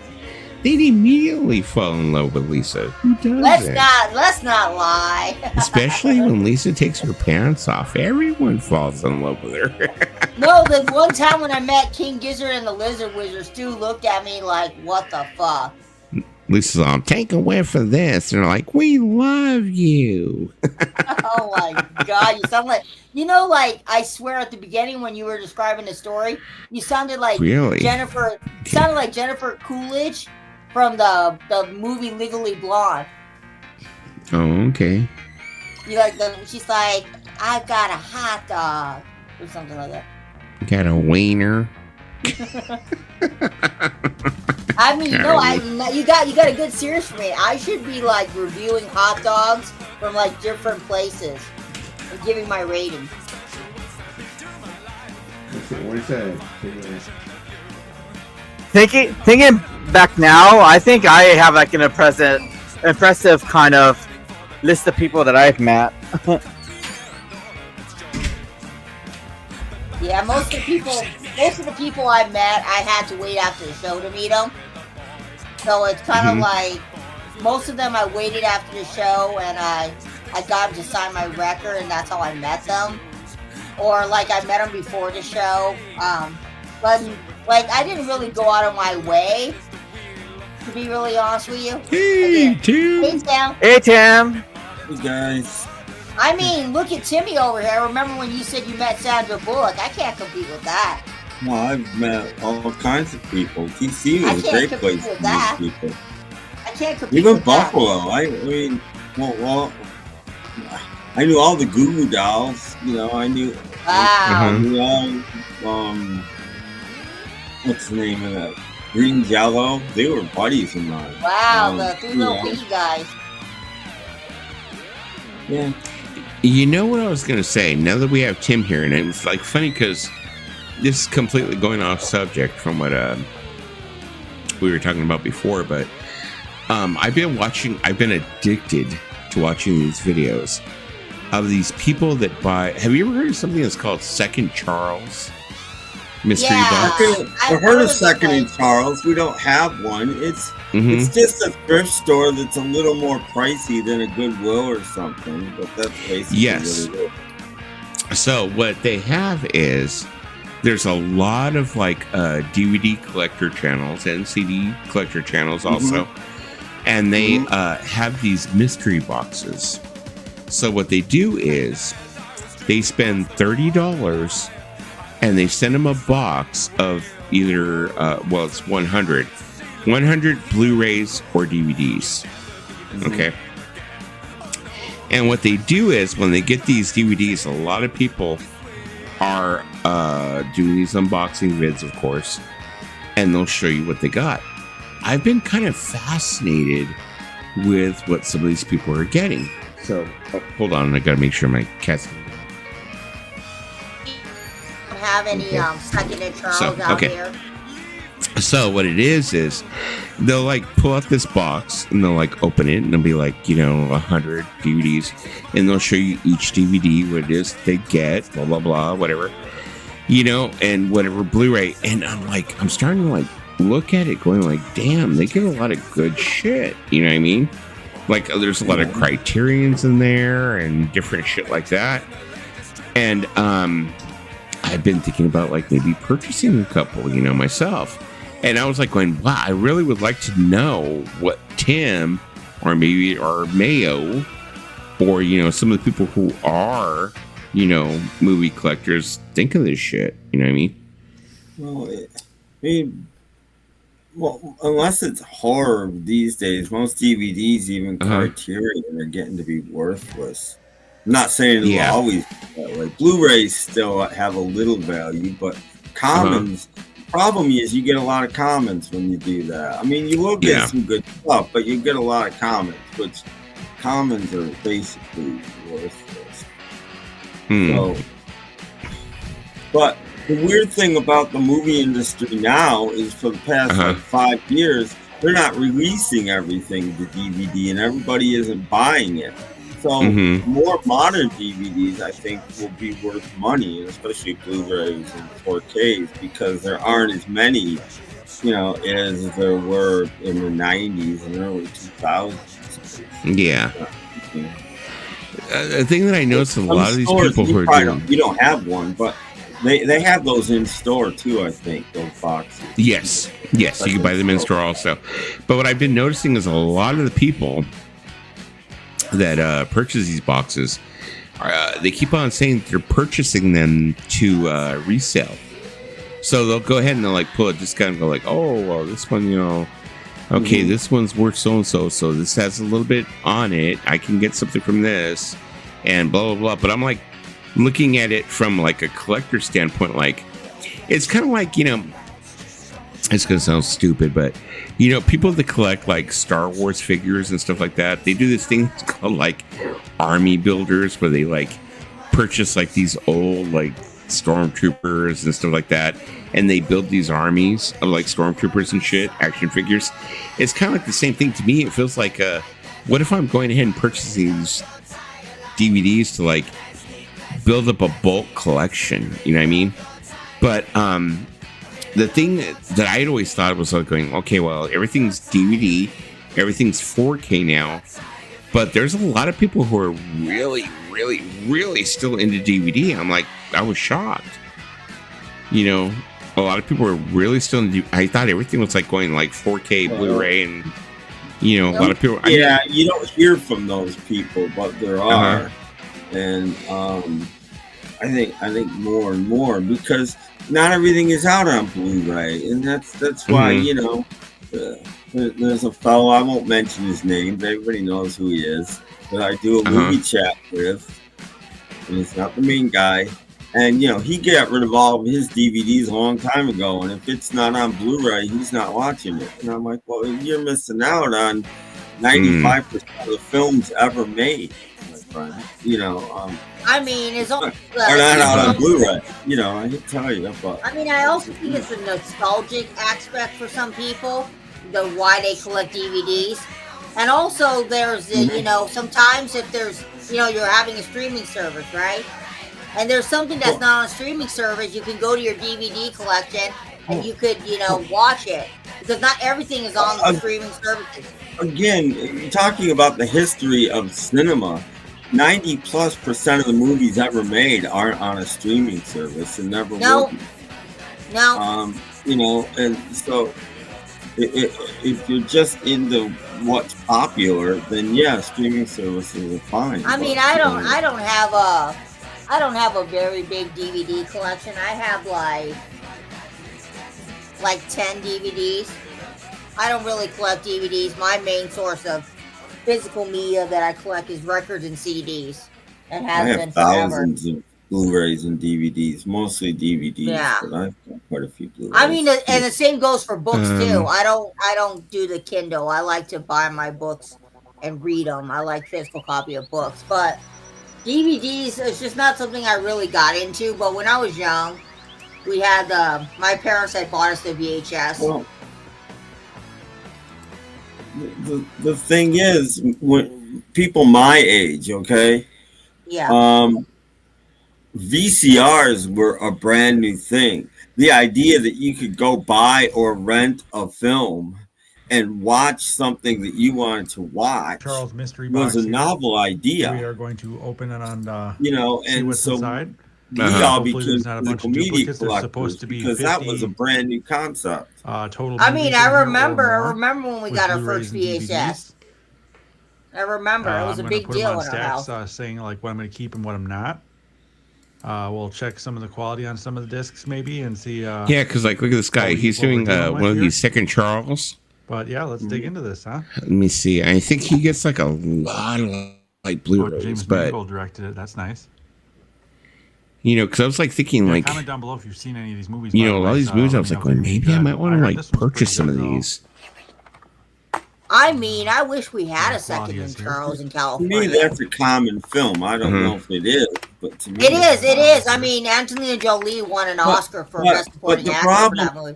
The thing is that the further we get into this whole, you know, anti-media thing, the less of these that are going to be, the more of them that are going to be in landfill. Same thing happened with records. They're not going to be worthless forever. Then we have a Blu-ray. We have Inherent Vice with Joaquin Phoenix, another movie. Oh, Joaquin Phoenix! I knew I recognized the face. Okay, that's probably a movie that was at the dollar store when the dollar store was carrying movies. Well, it's not. It's not one of Joaquin's best movies. Blu-rays for a buck. I've seen. I haven't been too impressed with. So yeah, at the Dollar Tree. Let's hope that one's better. Yeah. But I'm like thinking he paid like $30 for this whole box. So, in my opinion, when I say $30, I figure like 1, 2, 3, 4.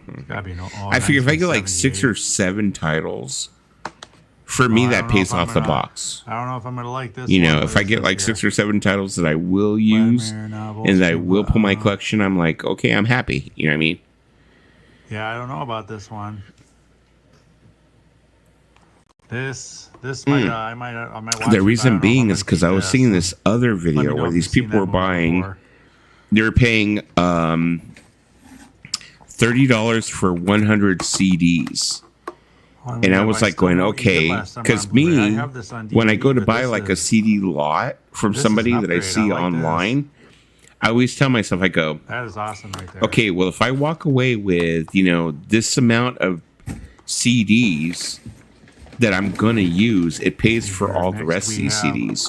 Because I figure whatever CDs I don't use, I give them to Lisa or I do whatever else with them. You know what I mean? That kind of sucks. Yeah. It's a good movie. So, yeah, so that's what I was thinking, And that's kind of like the way I was looking at this thing. I was going, okay, well, okay, there's I still know. Next, we have The Captive. I still know what you did last summer DVD. Wow, that is or Blu-ray for me. That's okay. Out of $30, I would count that as $5. Not seen so now we're up to $5 so far. So okay, $25 more.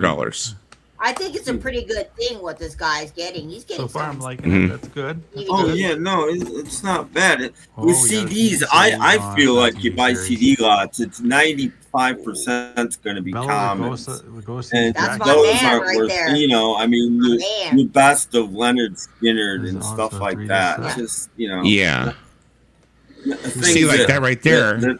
I would count that as another 5. So it's 10. 25,000. I don't know if it'll be my cup of tea, but we'll find out. Yeah, I would say that'd be for me. That'd be another 5. So far, I'd say I'm 10 in. And next we have. I know that movie. Right, there you go. For me, that would be another 5. So now we're 15 in. Another upgrade. I like that. Okay, so for me, so far, I've gotten $15 of my money back, in my opinion, with that. I mean, I like that movie. I've seen that movie many times. Oh, and then next we've got Jurassic World. So with that one, on Blu-ray I would count it. Now I've gotten $20 back so that'll be of my $30. For me. You can keep Chris Pratt. And next, we got another. Now with that, I would say, okay, that's another additional $5. Not a very common DVD. No, not a very good movie either. But I have that. I didn't. I disagree. Jim Jarmusch's best movie. No, it's not. I never knew. I mean, Johnny Depp can't have good movies like Blow all the comment time. down below if you've ever heard or seen this movie, if it's even worth watching or not. Because I'm honestly in the dark on that one.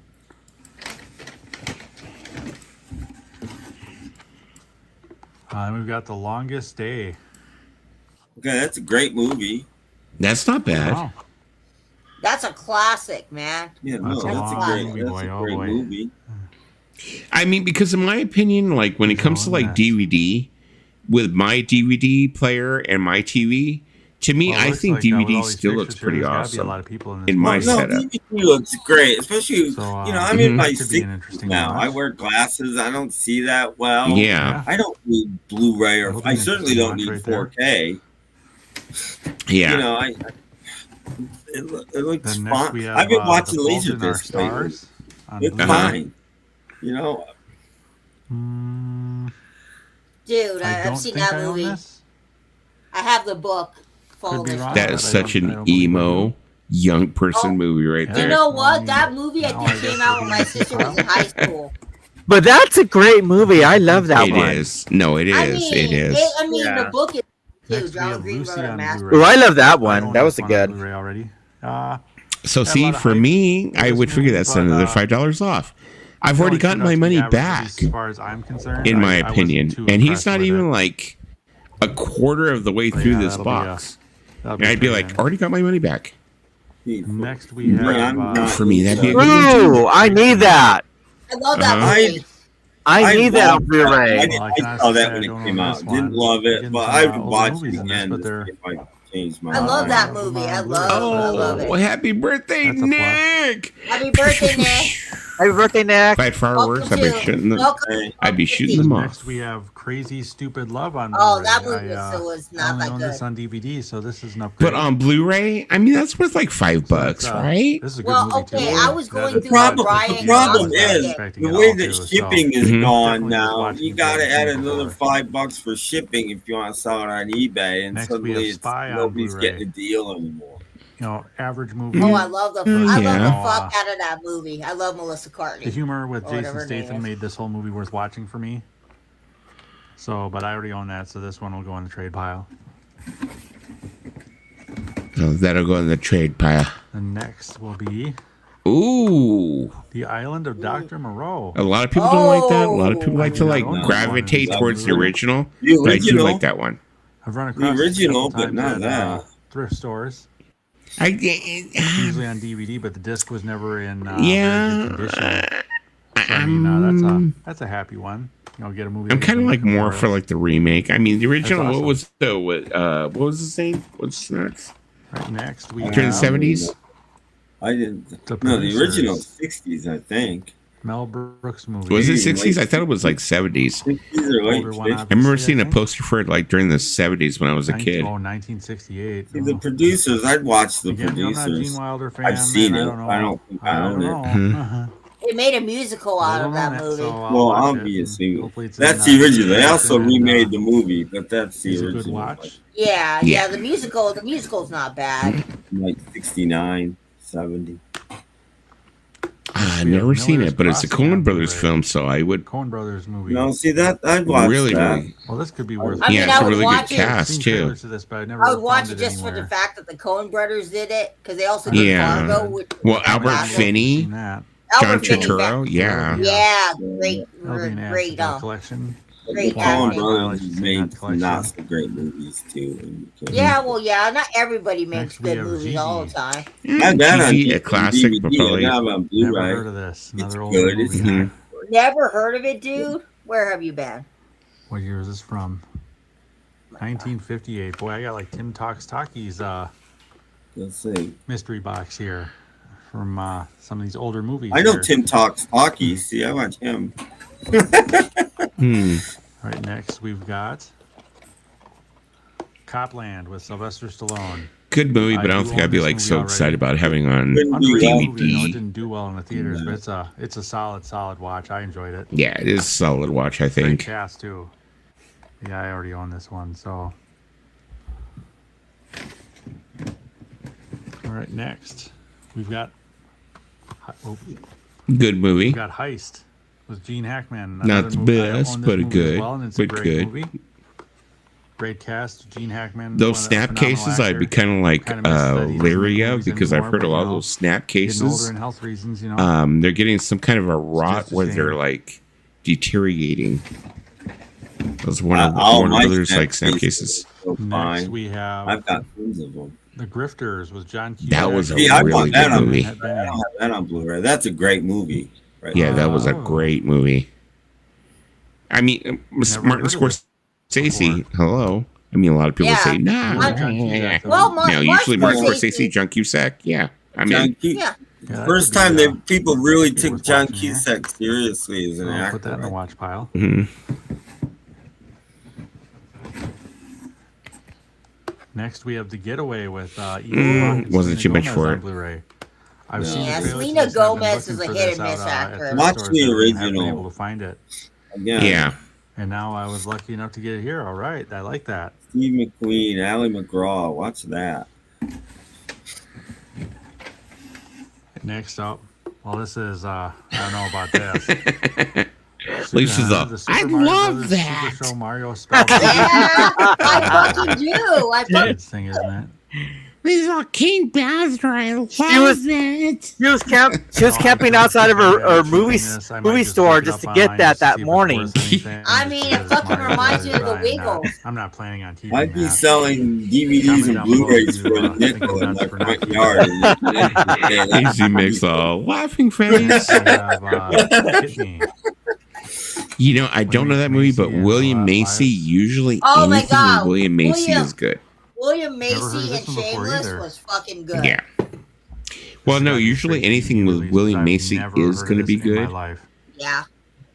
He's, Good cast, I mean, though. so Phil far Big he's Hall's never in there, really, too. well, author of The Grifters, so Oh yeah, I've never. yeah, never it heard might of be this. really good. Well, The Getting a lot of this Grifters was on- a Jim Thompson Never heard book. of before. Uh huh. I mean, that goes back to the 40s.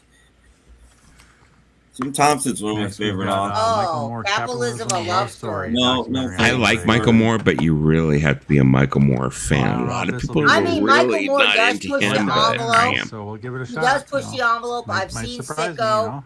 I've seen Columbine, Bowling for Columbine. I think that was another one. I've seen a lot of Michael Moore, but you have to really be into what he's doing. That was good. It follows a horror film. Well, it's got some good ratings on the outside here. I don't know. Yeah, that was pretty good. Yep, tense and creepy, most definitely. Most definitely. Oh, it's a horror movie. Okay. Well, it's more like a new generation horror film, not too much like a older generation, I would say. But next we have Spartan with Derek Luke. Another one, William H. Macy, Val Kilmer. Another movie I don't think you can really go wrong. But it was always damaged. I mean, William H. Macy is pretty good in everything he does. Val Kilmer is hit and miss.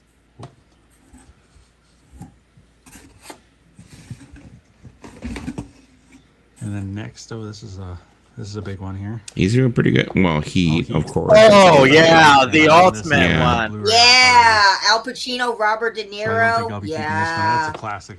Though. I love that. Is a classic. See, look at his keep stack. I mean, he's like already for $30 and $100 on 100 like DVDs. He's already like doing great. I think some of them you put in the other stack. The original with John Travolta and Sissy Spacek on Blu-ray. Yes.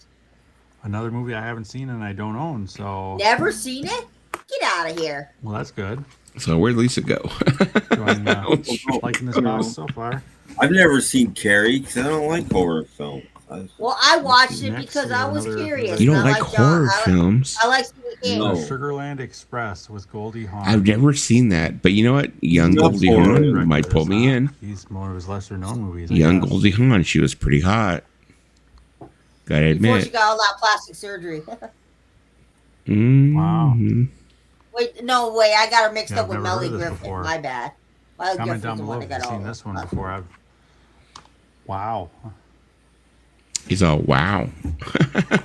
He's all wow. Next we have Southpaw on Blu-ray, which that was pretty good. That was a good movie. Great movie though. Love that movie. He's getting quite a few that aren't commons. I'm kind of surprised. Yeah, that's what I was about to say.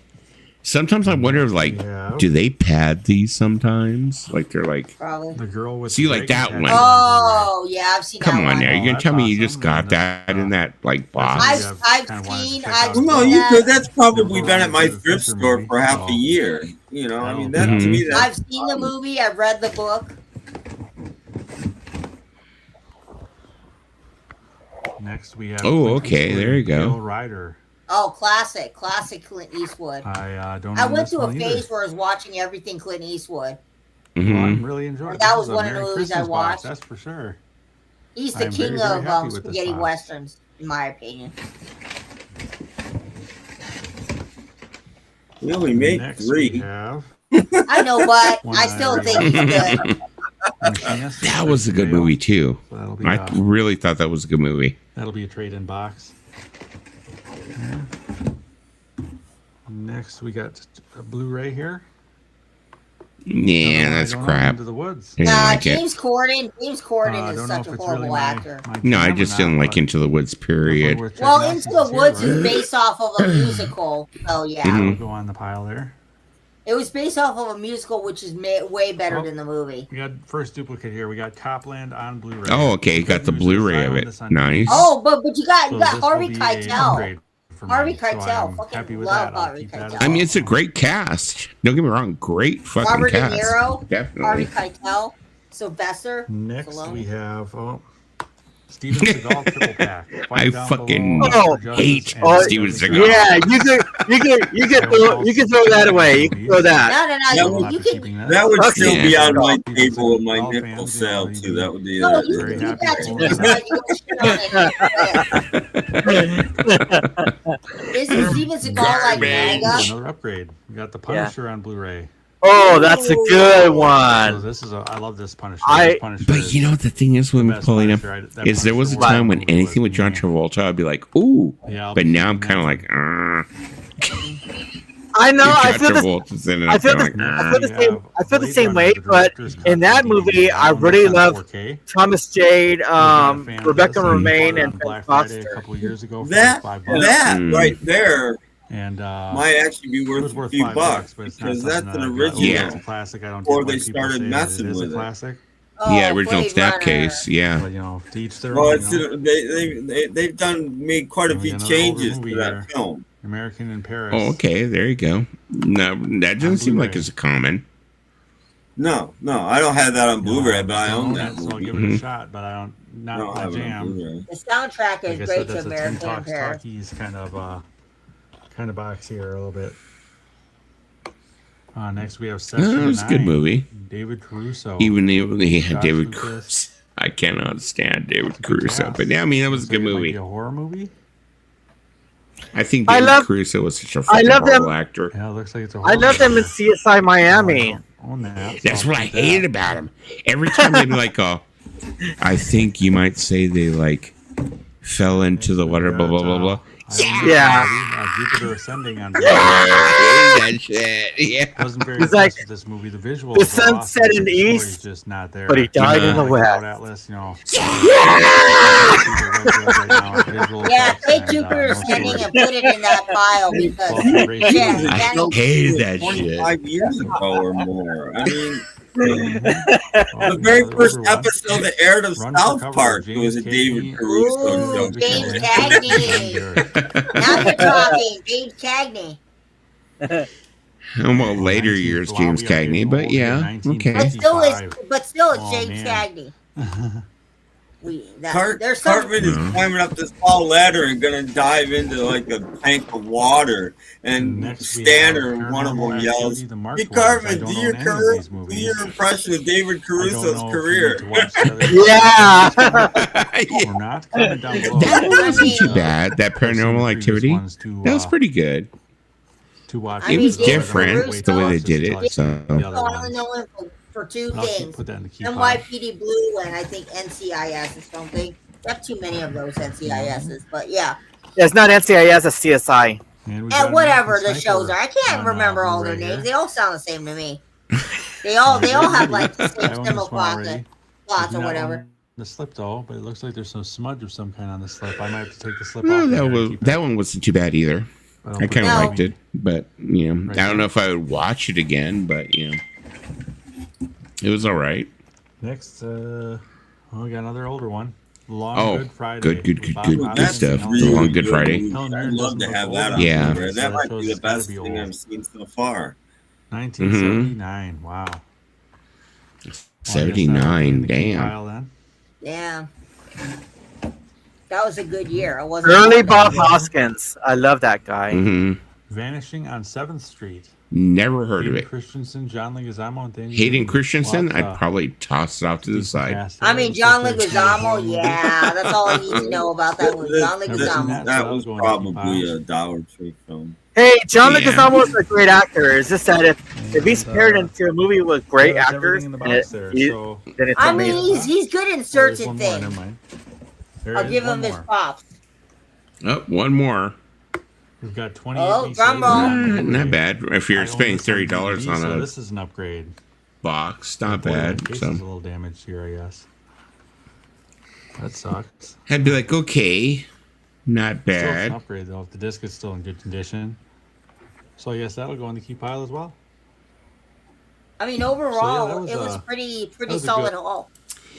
So, anyways, like I was saying, I've been watching those. I've been kind of like curious and been thinking, like, well, maybe, I might possibly like. I was thinking, oh, let me change this out here. Hold on a moment.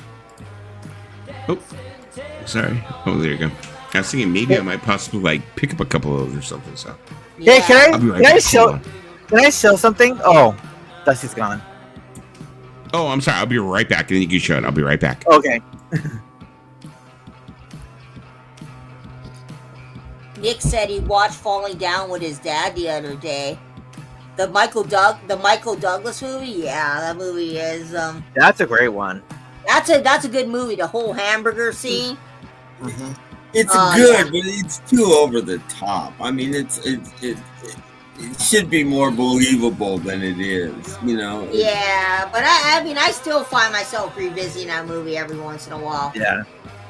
It's like, there are some movies that I will revisit every once in a while just to remember why I started watching it. And then there are some movies that I've only seen once, and once was all I needed to see of the movie, and I never watched it again. And then there are some movies I just have no desire because I've heard so much bad reviews from it that I just have no desire to watch it.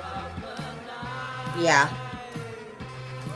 Steven Seagal knows karate, but Steven Seagal is like Steven Seagal is like, ugh. You couldn't pay me to watch his movies again. The best movie that Steven Seagal was in is Executive Decision, and the reason why that is because he dies in the first 10 minutes of the movie. Oh, there you go. There you go. I mean, there was a time. You see him like closing the latch in the airplane, and then you see his body fly out, and it's like, okay. And around that time, my grandmother was totally into Steven Seagal, and so when she saw that, she was like, "Oh, fuck this shit!" And she went into her room. I mean, I was like, "Well, the rest of the movie is gonna be great." You know, like you have Kurt Russell, you have Halle Berry, John Leguizamo was in that movie. You also had Joe Morton and Oliver Platt and B.D. Wong. That was a great movie, Executive Decision. I want to watch that movie one of these days. I mean, there was a time and period as a kid that my dad watched a lot of Steven Seagal and a lot of Jean-Claude Van Damme. Mm-hmm. I don't know why we ended up watching a lot of those two actors' movies, but all the Steven Seagal movies I watched was not by choice. It was because somehow he ended up on my TV screen. And yeah, he's not a good actor. You know, a lot more people would have watched his movies if in every one the baddie would have cut his stupid ponytail off. A lot more people watch those movies. Yeah, exactly.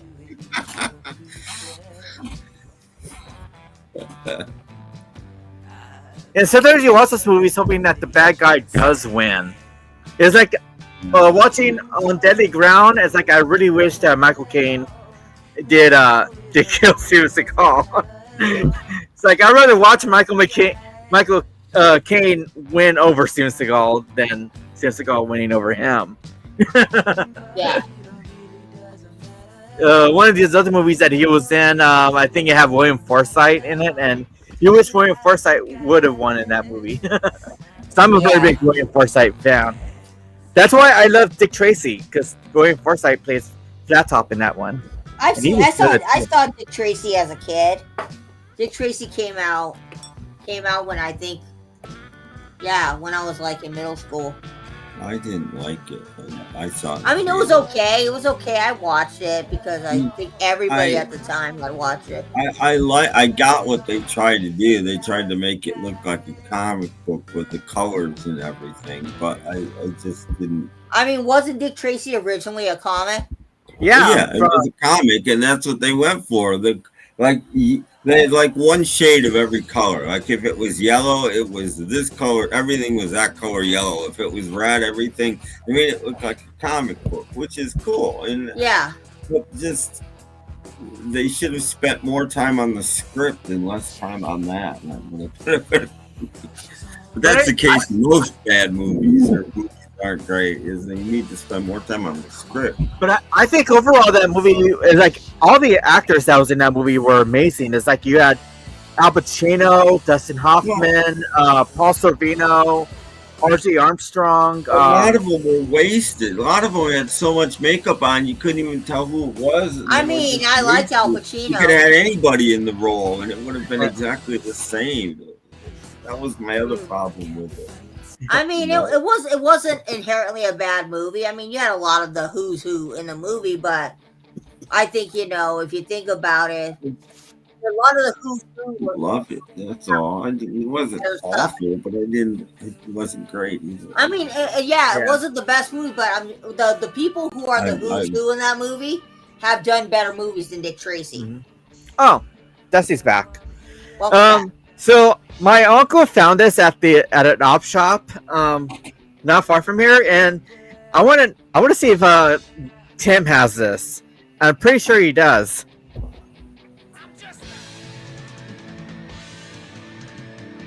No. Wow. I never even knew they had a single. What single is it?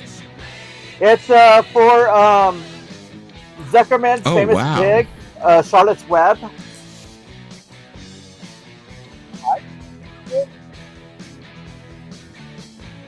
Wow. Isn't that interesting? Yeah, no, I've never seen that. That's very interesting. Wow, you got something Tim doesn't have. Well, that's not hard to do. Just because I have a billion records, I don't have them all. Yeah, that tripped me out when I saw that. I was like, wow. That is crazy. I love me some I found something and I'm like, ooh, I thought of Dusty. So not as great. Yeah. I bought 4 records for $1 each at my thrift store the other day. And I found this. Oh, nice. Oh, no way. For $1? Yeah. Huh. Still in the shrink, really nice shape. The combination mix. Oh, wow. Really nice shape. Great Outdoors, Tora from freaking Speak and Spell, the live version. There we go. I used to have the import of that on Sire. On mute, I'm sorry. Oh, wow, it's the original. It's probably fairly rare to have, and I think this is a domestic one. It probably, because domestic clothing is stout. You know what I mean? Yeah, that's in the shrink, huh? Yeah, it's still in the shrink, yeah. Oh my god. Yeah, it's a combination mix. That's from like Constriction Time Again, so that had to be like 83. Probably like 83, 84, something like that. Wow. Uh-huh. Okay. Well, anyway, I thought you'd want to see that. Oh yeah. That was the only interesting record I got. Yeah, I had the import of that. That's how I eat my piece of pizza. I'm sorry, my bad. Well, Nick, you know, the many times I've seen Falling Down, the many times I've seen that movie, I thought to myself, you know, there are times when I felt like Michael Douglas. There are people that I want to snap on, like Michael Douglas. Lisa said there's many times I felt like Michael Douglas was falling down. I wanted to shoot all kinds of people on the YouTube. I mean, we'll leave it at that. Well, I can honestly say there's many times I felt like Michael Douglas and really wanted to like sleep with his wife. I mean, Michael, how the heck Michael Douglas snagged? I can say that. I mean, yeah, it's definitely a stupid ponytail. That's right. There's been like so many times now, like it seems like every time I like go to like a shop for DVDs or I see DVDs or whatever, whenever I see like a greatest hits or the best of or whatever, it's like I immediately hear like freaking like Tim's voice in the back of my head, like, yeah, that's all I need. I just you know that's the problem. Most of the people that I hang out with streaming, that's all they're into is greatest hits. There's so much more. I do a podcast to not play the hits. You know, trying to educate people that there's other things besides the hits. You know, it's like so funny because like, what was I came across the other day? Came across some of the like greatest hits of or the best of. Who was it? I don't remember who it was, but and it was like I picked it up and I was like going, well, wait a second, like I have other albums by this artist, you know, that I like. You know, I like a lot of their like deeper cuts, blah, blah, blah, whatever. But I was like, okay, well, I'll pick this up because maybe I'll be in the mood just to hear just like the best stuff. But I definitely heard like, you know, Tim's voice like, oh, well, Best of. This is all I need. And I'm like, it's not like I don't have a lot of best of, but I don't.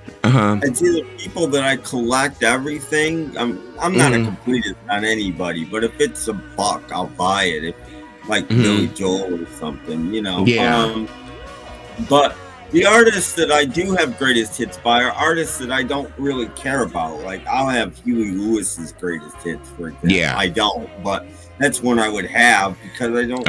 I don't want Huey Lewis's albums. I'm not interested. Yeah, I might get it. I might get a hankering to hear the heart of rock and roll, or maybe Yeah.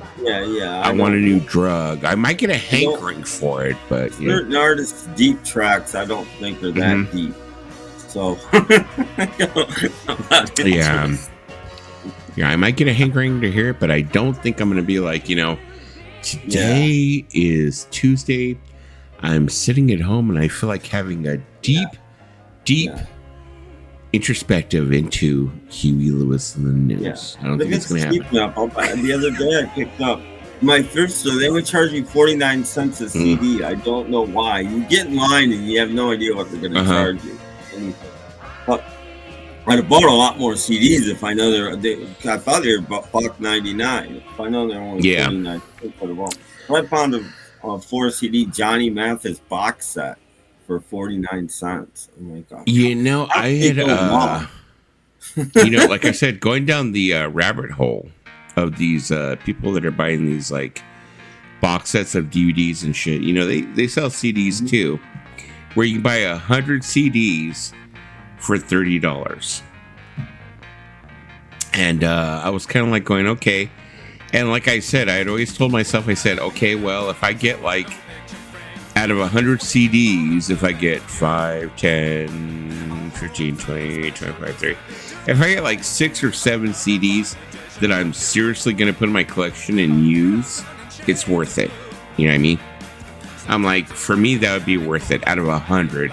And I'm pretty sure that the odds on me just getting 6 or 7 are going to be way blown out. I'm definitely going to walk away with probably maybe 20, 30 CDs I'll use, So for me, it seemed like it was worth it, I have so many. And the chances are half of them would be country these days. A bunch of them would be rap.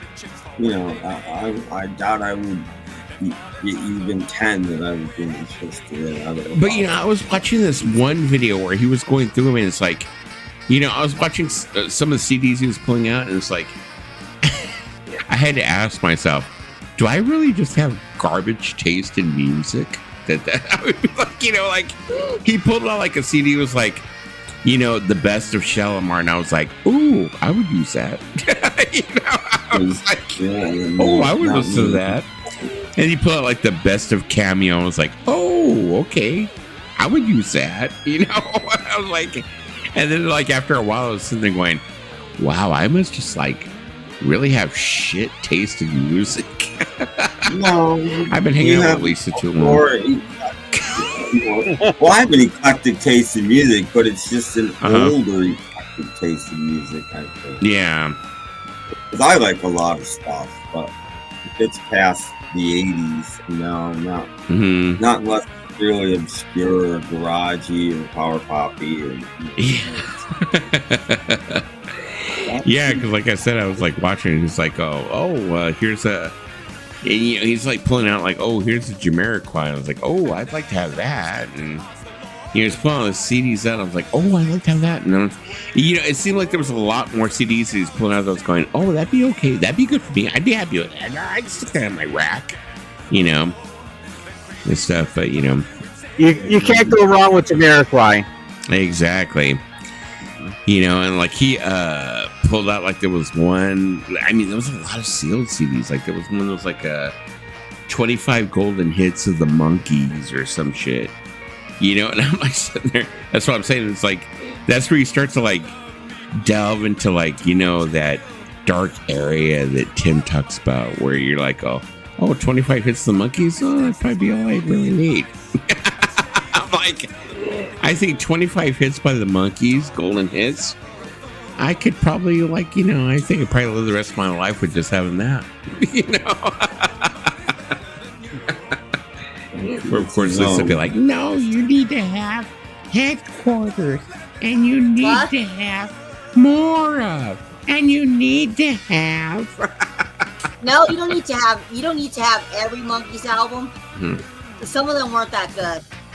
Okay, well. I feel like when it comes to the Monkees, basically it's like the best ones are going to be like the first 5 ones, which is Monkees, More the Monkees, Headquarters, Pisces, Capricorn, something in Jones, and then that Birds and the Bees and the Monkeys. Exactly. And that's about it. It's like, and okay, you might want to throw in Head if you want to, but we got like 6 songs with it, unfortunately. But I agree with your assessment. That's exactly the Monkees that I would have. But then Peter left. But the problem is that after that Peter left, their newer stuff wasn't great, but they started releasing some older tracks that they never released before. They're really good. You get things like Out City and things like that. They're really good that they recorded earlier, and you miss out on those. That's true, because on Instant Replay, there's a song on there that I really love called "I Won't Be the Same Without Her," which is a great Carole King composition. So I have to give the notes to Instant Replay as another great album to get. I mean, what did you think of Changes? I think that was one of the album Changes or something. Yeah, but there's good stuff on all of them, but a lot of it's early good stuff. Yeah. There's a song called 99 Pounds. It's probably my favorite song Davey ever sang with the Monkees. It's a garage tune, basically. It had to be recorded in mid-66. I mean, this is a garage tune. And here it is on the album in like 1969 or 70. And it's totally out of place on the album, but what a great song. I mean, I own every album they have done because I bought the Record Store Day box set. I bought that back in 2016. It's probably the most expensive RSD purchase. Yeah, I have that, but I already had all the albums. I'm not sure why I bought it. I bought it. I'm missing one on CD. Well, I'm missing Links on CD, and I'm missing. I always forget one of the last 3 I'm missing. I have the 2 missing Links. I got them for Record Store Day. The first I have my vinyl, but I don't. Yeah, the first missing Links I found at Amoeba, so I was like, I didn't need to go and. But that first, the first missing Link CD goes for over $100 easy on CD. I mean. I don't have it on CD. There was like. Yeah, I don't either. There's this recent thing that came out that Paul showed on his video. The new Pisces Capricorn box set. Yeah. And it looks pretty cool. Pretty cool. The CD set does come with like a bonus 7-inch, which is pretty cool. My problem with these sets that they've been doing lately is like you get almost 2 full discs of like instrumental tracks with no vocals, and that. I mean, you got to think about who's doing that. You know, you got to think about who's doing them. You got Andrew Sandoval doing the remixes. Yeah, I don't need. You know, I'm not an instrumental guy.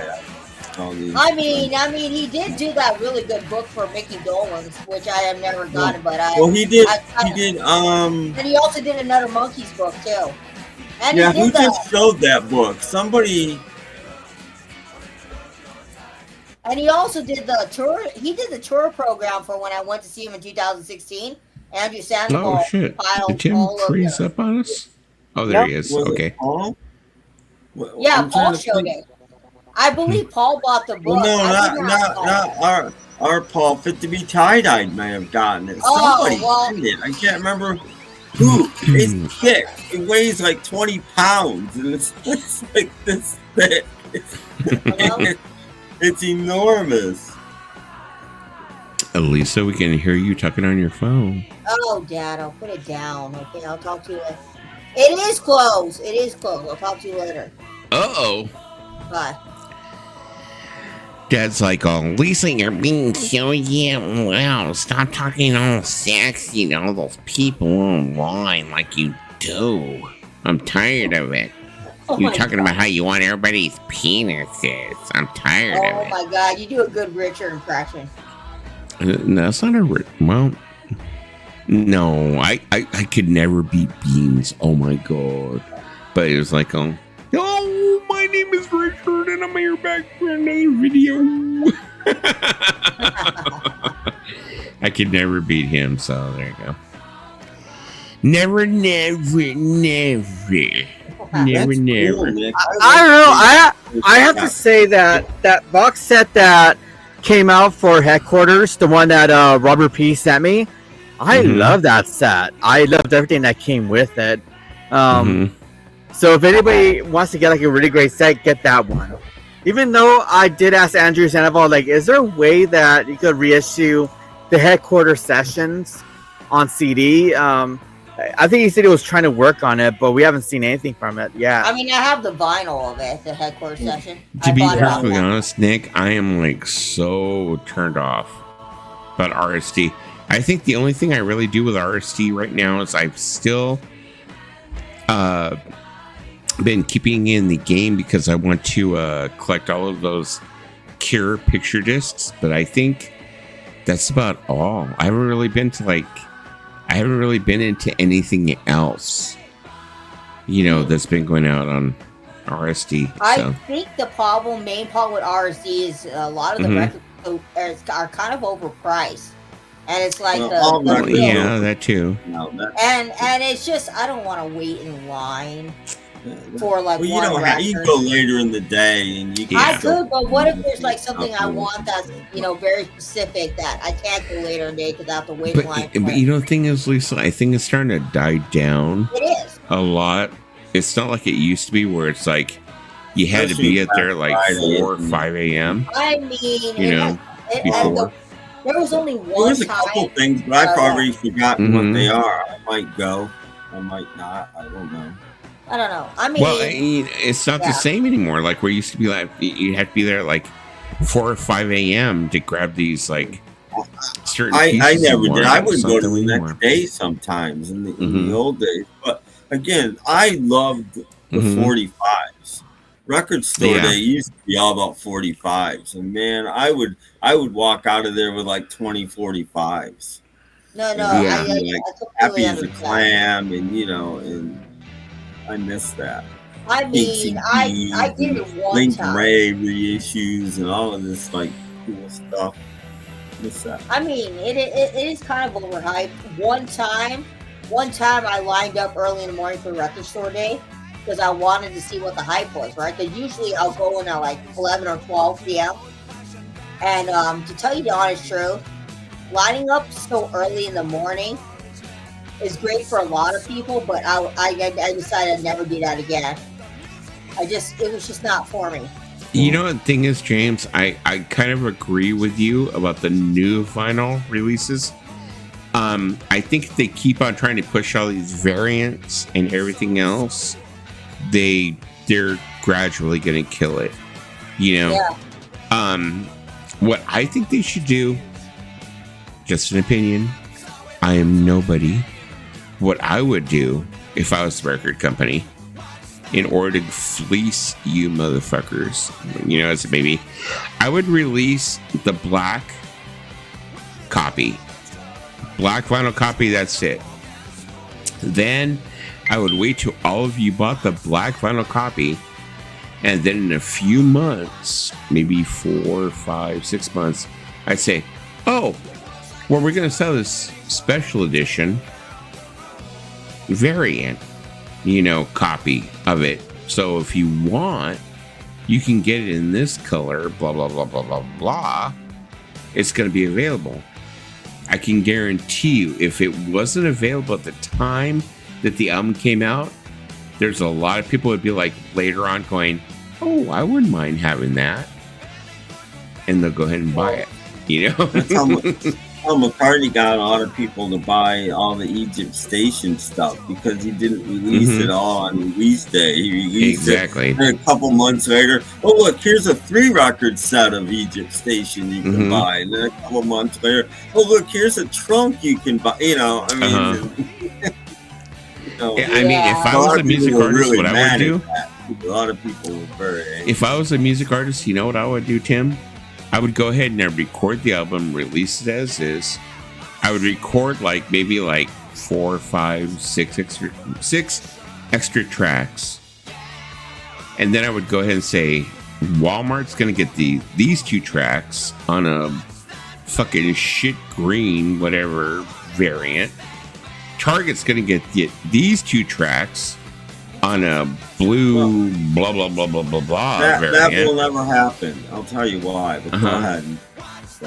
Well, no, I that's what I would do is I would split it up so that people would be like, main collectors of me. That sounds so fucking narcissistic, but main collectors of me would be like, oh well, I have to have all those 6 or 7 songs, so let me go get the Target variant. The Best Buy variant, the Walmart variant. I'm sorry, what? Tim? It was reasonably cheap to cut a record. It's not anymore, and there was enough factories to cut all these different pressings. That's you won't get that. They're using the same stampers for every color there is, and because the record plants are so backed up, you can't have this one for, it's too expensive. Even Walmart doesn't buy enough copies of an album to make it worth doing a stamper for them. It's worth changing the color. That's not a big thing, but changing the stamper is big. James, I'd give them another 10 years. I don't think they're phasing them out. Give it another 10 years. And Walmart is. I told you guys this last time. My Walmart, I went there. Every single Walmart variant is on clearance. Every single one. You think it's done? You think maybe? I don't think so. I think Walmart just does that. So same with Target. They do that. They put records on clearance. Not every one. Not brand new ones. I think it might. all 100% on clearance. I think it might just be your Walmart, Tim, because I don't go to Walmart, but I go to Target, and my Target does not have records on the clearance section. So Well, I think I was going to say, I never find records on clearance. no. But they don't all the time. But my Walmart or my Target carries so little that I don't think I've heard of one of the artists that they have on clearance right now. I have no idea. Well, it's mostly like newer. It's stuff, like you have people like pumping vinyl who like, oh, I found this record for $5. I found this record $10. I'm like, I never find shit like that. Me too. I'm like, where are you finding this shit? And it's like, is it just like a Midwest thing, or I think so, because it's not going to be that way here in California. That's for damn sure. Well, it depends. If your Walmart and Targets are selling enough records that they don't have to do it, But if they're not, mine's clearly not. So they put them on. It's not really the case, because I went to my Target last year, and I got a J-Hope record on sale. They were having some clearance records at my Target on sale. So they had some records going for like $15. They had some going for $10. So during like closer to I forgot what day. It was like in April, I think, or maybe it was May. But my Target from time to time does have clearance records. Not all. Yeah, it just comes down from corporate. They give you lists of things that go on clearance, and if you got them, you put them on clearance. If you don't have them, they had a lot of $15 records at my Target. See, I picked this up not too long ago. Making big. Speaking of records, where this I'm is sorry. totally enough for me, the best of Jimmy Buffett. But look, I don't know if you can see, I paid $7.50 for this. $7.49. Wow. And and I opened it up on Doc's channel the other day, and it's on really kind of cool vinyl. I mean, the vinyl's kind of. Oh, that's pretty. It's kind of cool. Oh, that's nice. Yeah. So, $750. Yeah, I'll pay $750 for Jimmy Buffett album new, but just the greatest hits. But yeah, you can still find stuff. But again, you gotta go. Mm-hmm. That's the thing about finding this stuff is you gotta go. It doesn't last. The guy from the local record store will, if he goes there and sees, he's gonna buy everything they got. Of course he is, because that's way, way cheaper than he can get it for, and he can put it in his store for, more than Target paid or charged probably. Yeah, this is true. I don't think that Target and Walmart are completely phasing out their records. Oh yeah, I'm not saying they're phasing. I'm saying it's after midnight. People phasing out their own records. It's time. Spill the tea. It's after midnight, people. We know what that means. Bad news, Mariah Carey. The elves are striking this year. Elf revenge for putting us through holiday hell. Santa's helper quit. I'm pawning all this so I can afford elf therapy. That's my blush, elf boy. Your lipstick? I'm taking it. Christmas, it's canceled. No bells, no cheer, no glam. Bye, sweetie. You can't cancel Christmas. Any last words? Yeah. It's time. Can we not?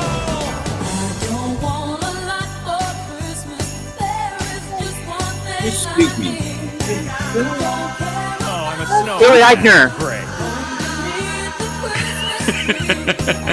Here we go, Tim. We'll do. No!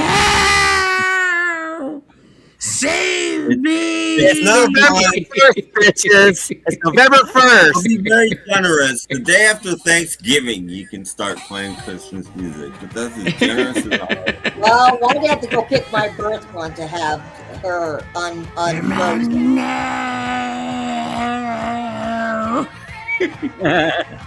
I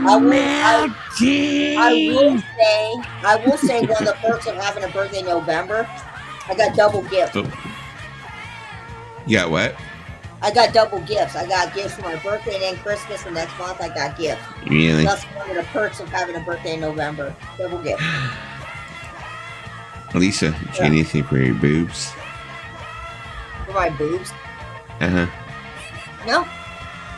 I'm just trying to get, fit your boobs on there somewhere for your, gets more viewers. But anyways, so moving on. Trust me, my small ass boobs are not going to get you any viewers.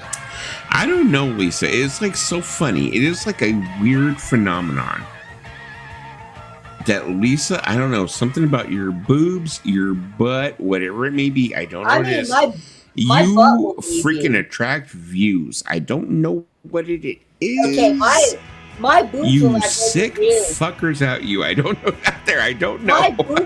My boobs will not get you views, but my butt will. Uh-huh. I'll admit that. I don't know. I don't know what it is, but you is just. Well, because there's people out there that are lonely. They're in their dungeon playing Dungeons and Dragons. I don't know. It could be. I don't know. It's lonely men. It's lonely men. I don't know. I don't know. Well, I thought Paulina was gonna no offense, chime in here. Lisa, but I'm a lonely man, and I kind of don't want to see you. I understand. I'm not the one posting them. Okay, now, Lisa, just for him saying that, you got to show him to him now. There you go. No, Tim. I would not do that to you. Because I consider you a good friend, Tim. No way. I think Lisa's boobs will be phased out in 10 years. Oh, okay. First off, James, they already are phased out. They already are phased out. Joke's on you. Oh, that was funny. Be generous. Please be generous. Can I show something else really cool? Sure. Okay, so I'm kind of like on a CD kick right now. And so the first thing is, and this is something that I've been wanting to find for like the longest time, it is Live Through This by Hall. Oh, okay. But it's a promotional copy. Oh, okay. I always wanted to find a promo copy of this. Oh, that's crazy. I also have one of Celebrity Skin in the same way, so just to find this is really cool. But here's something else that's really cool. And mind you, these are all still sealed. I haven't opened these. Oh, shit. Nice. Still sealed. That is crazy. Beatles Anthology long box CDs. Never That opened. is crazy. Nice.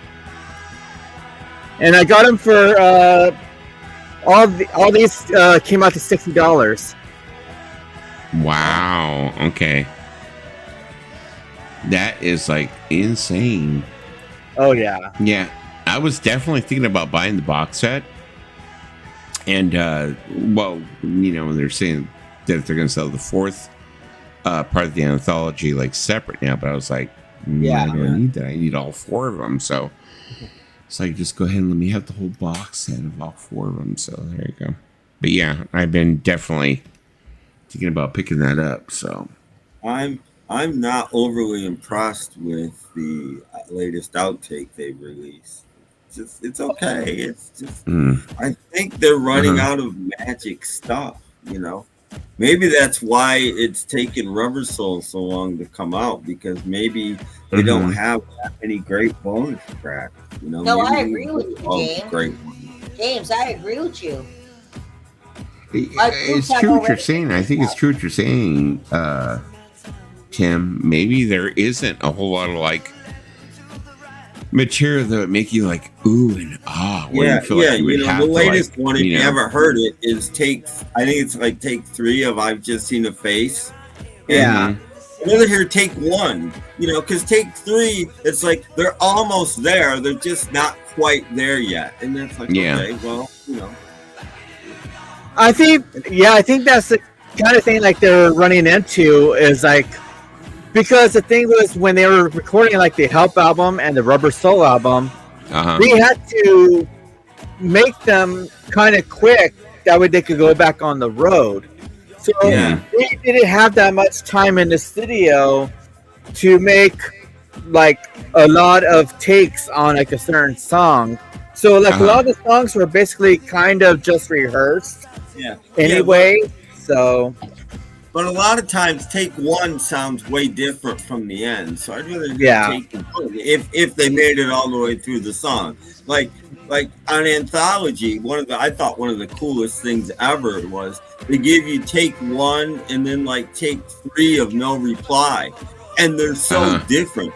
They went a million miles in like 2 takes. They went from way down here to way up here. They basically had it on take 3 and take 1. Well, the thing with No Reply is that was not the first take of No Reply. That was actually a demo take. You don't actually hear take 1 unless you listen to if you ever watched episode 2 of the Beatles Anthology on DVD or VHS. You hear the actual take 1 of No Reply, and then it'll go into take 2. Yes. So that's like something that not many people kind of caught on. Is like because there's a section in episode 2 of Anthology where they play you some of the outtakes, and then you hear actually take 1 and take 2 of Mr. Moonlight. It says in the booklet it's take 1 anyway. It's actually demo. They actually put demo on it.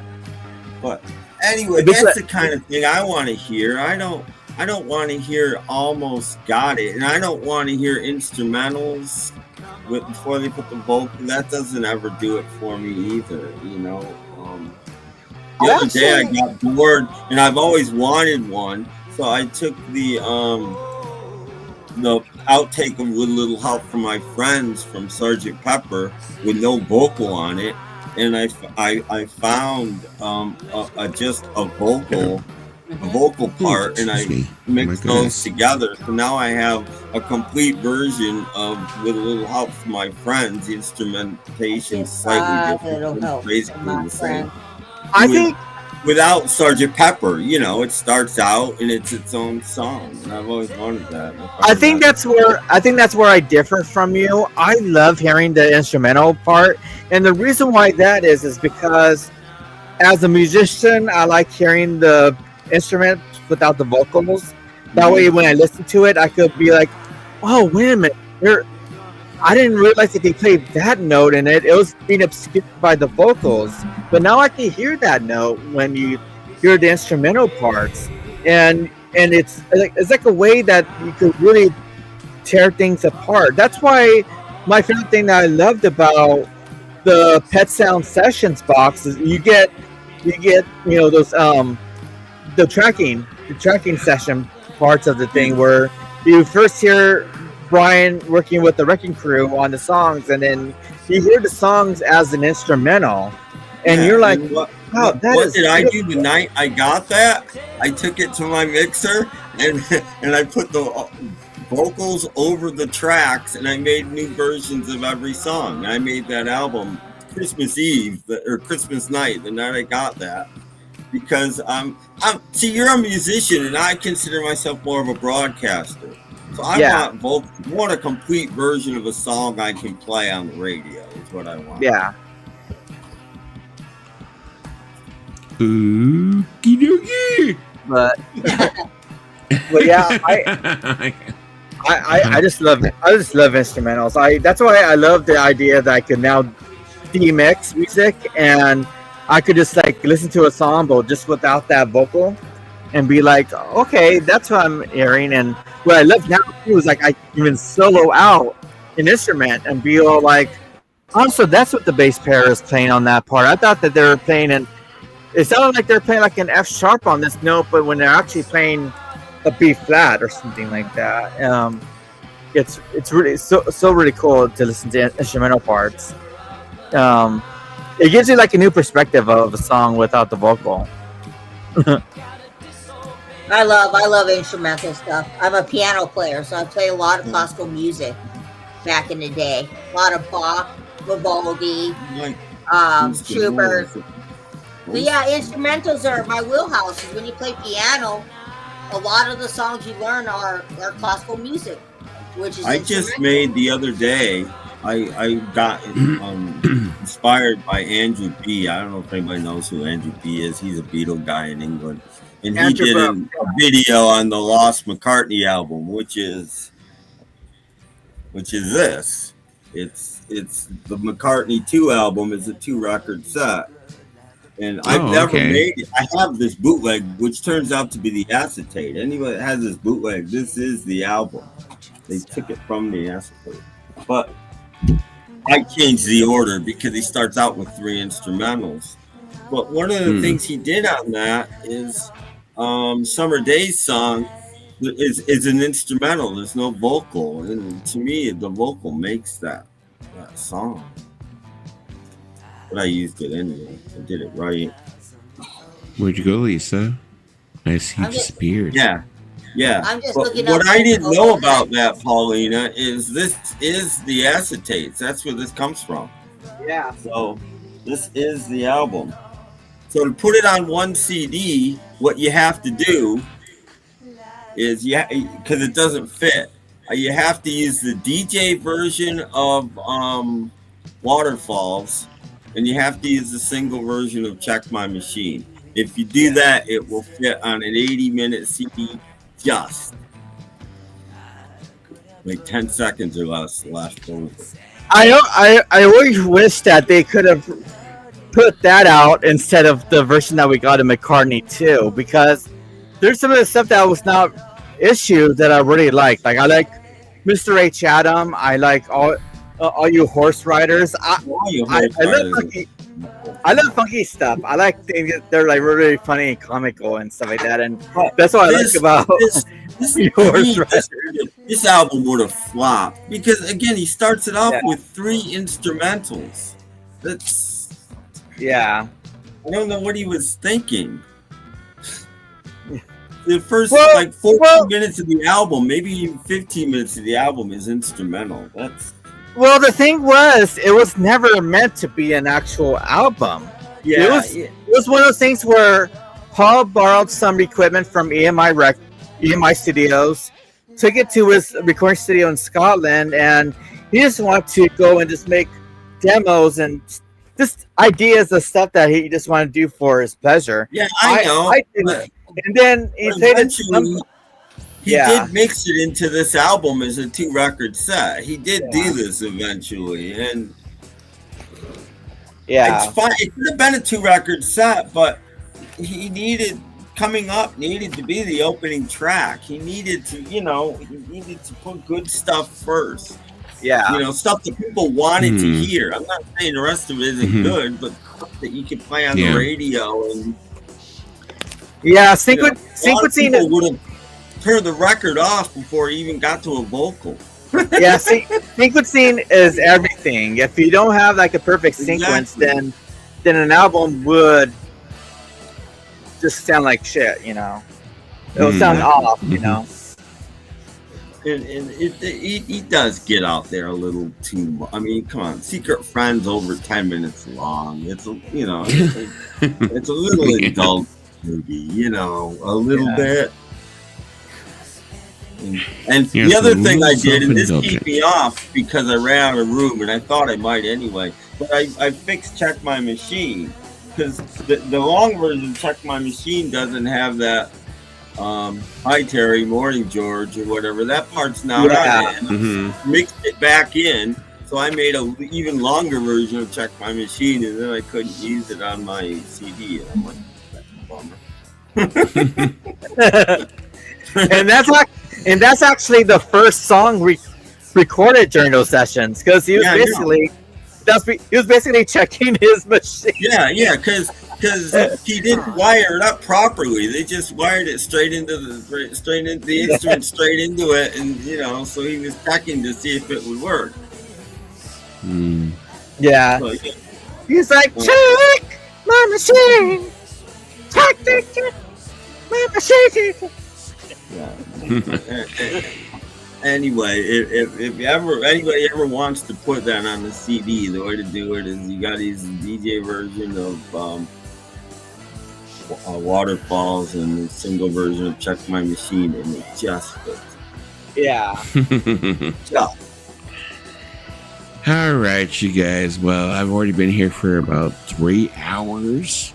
Yeah. I think it's time to go ahead and check on out. I think I'm kind of tired. I think I need a nappy poo.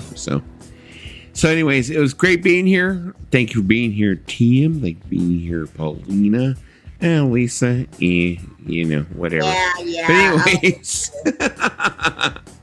I'll talk to everybody later. Thanks for being here, James. Everybody else.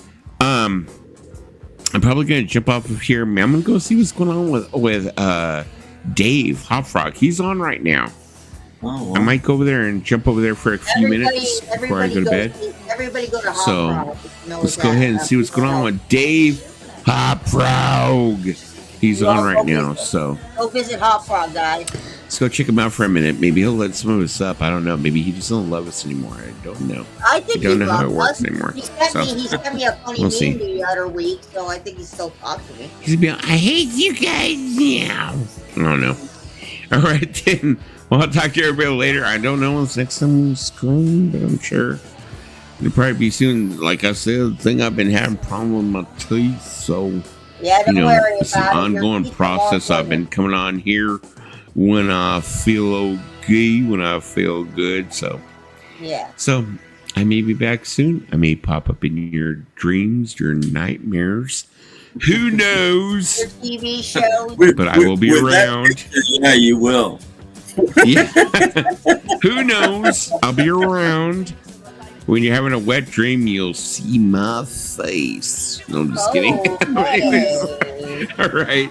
Talk to you guys later. Bye.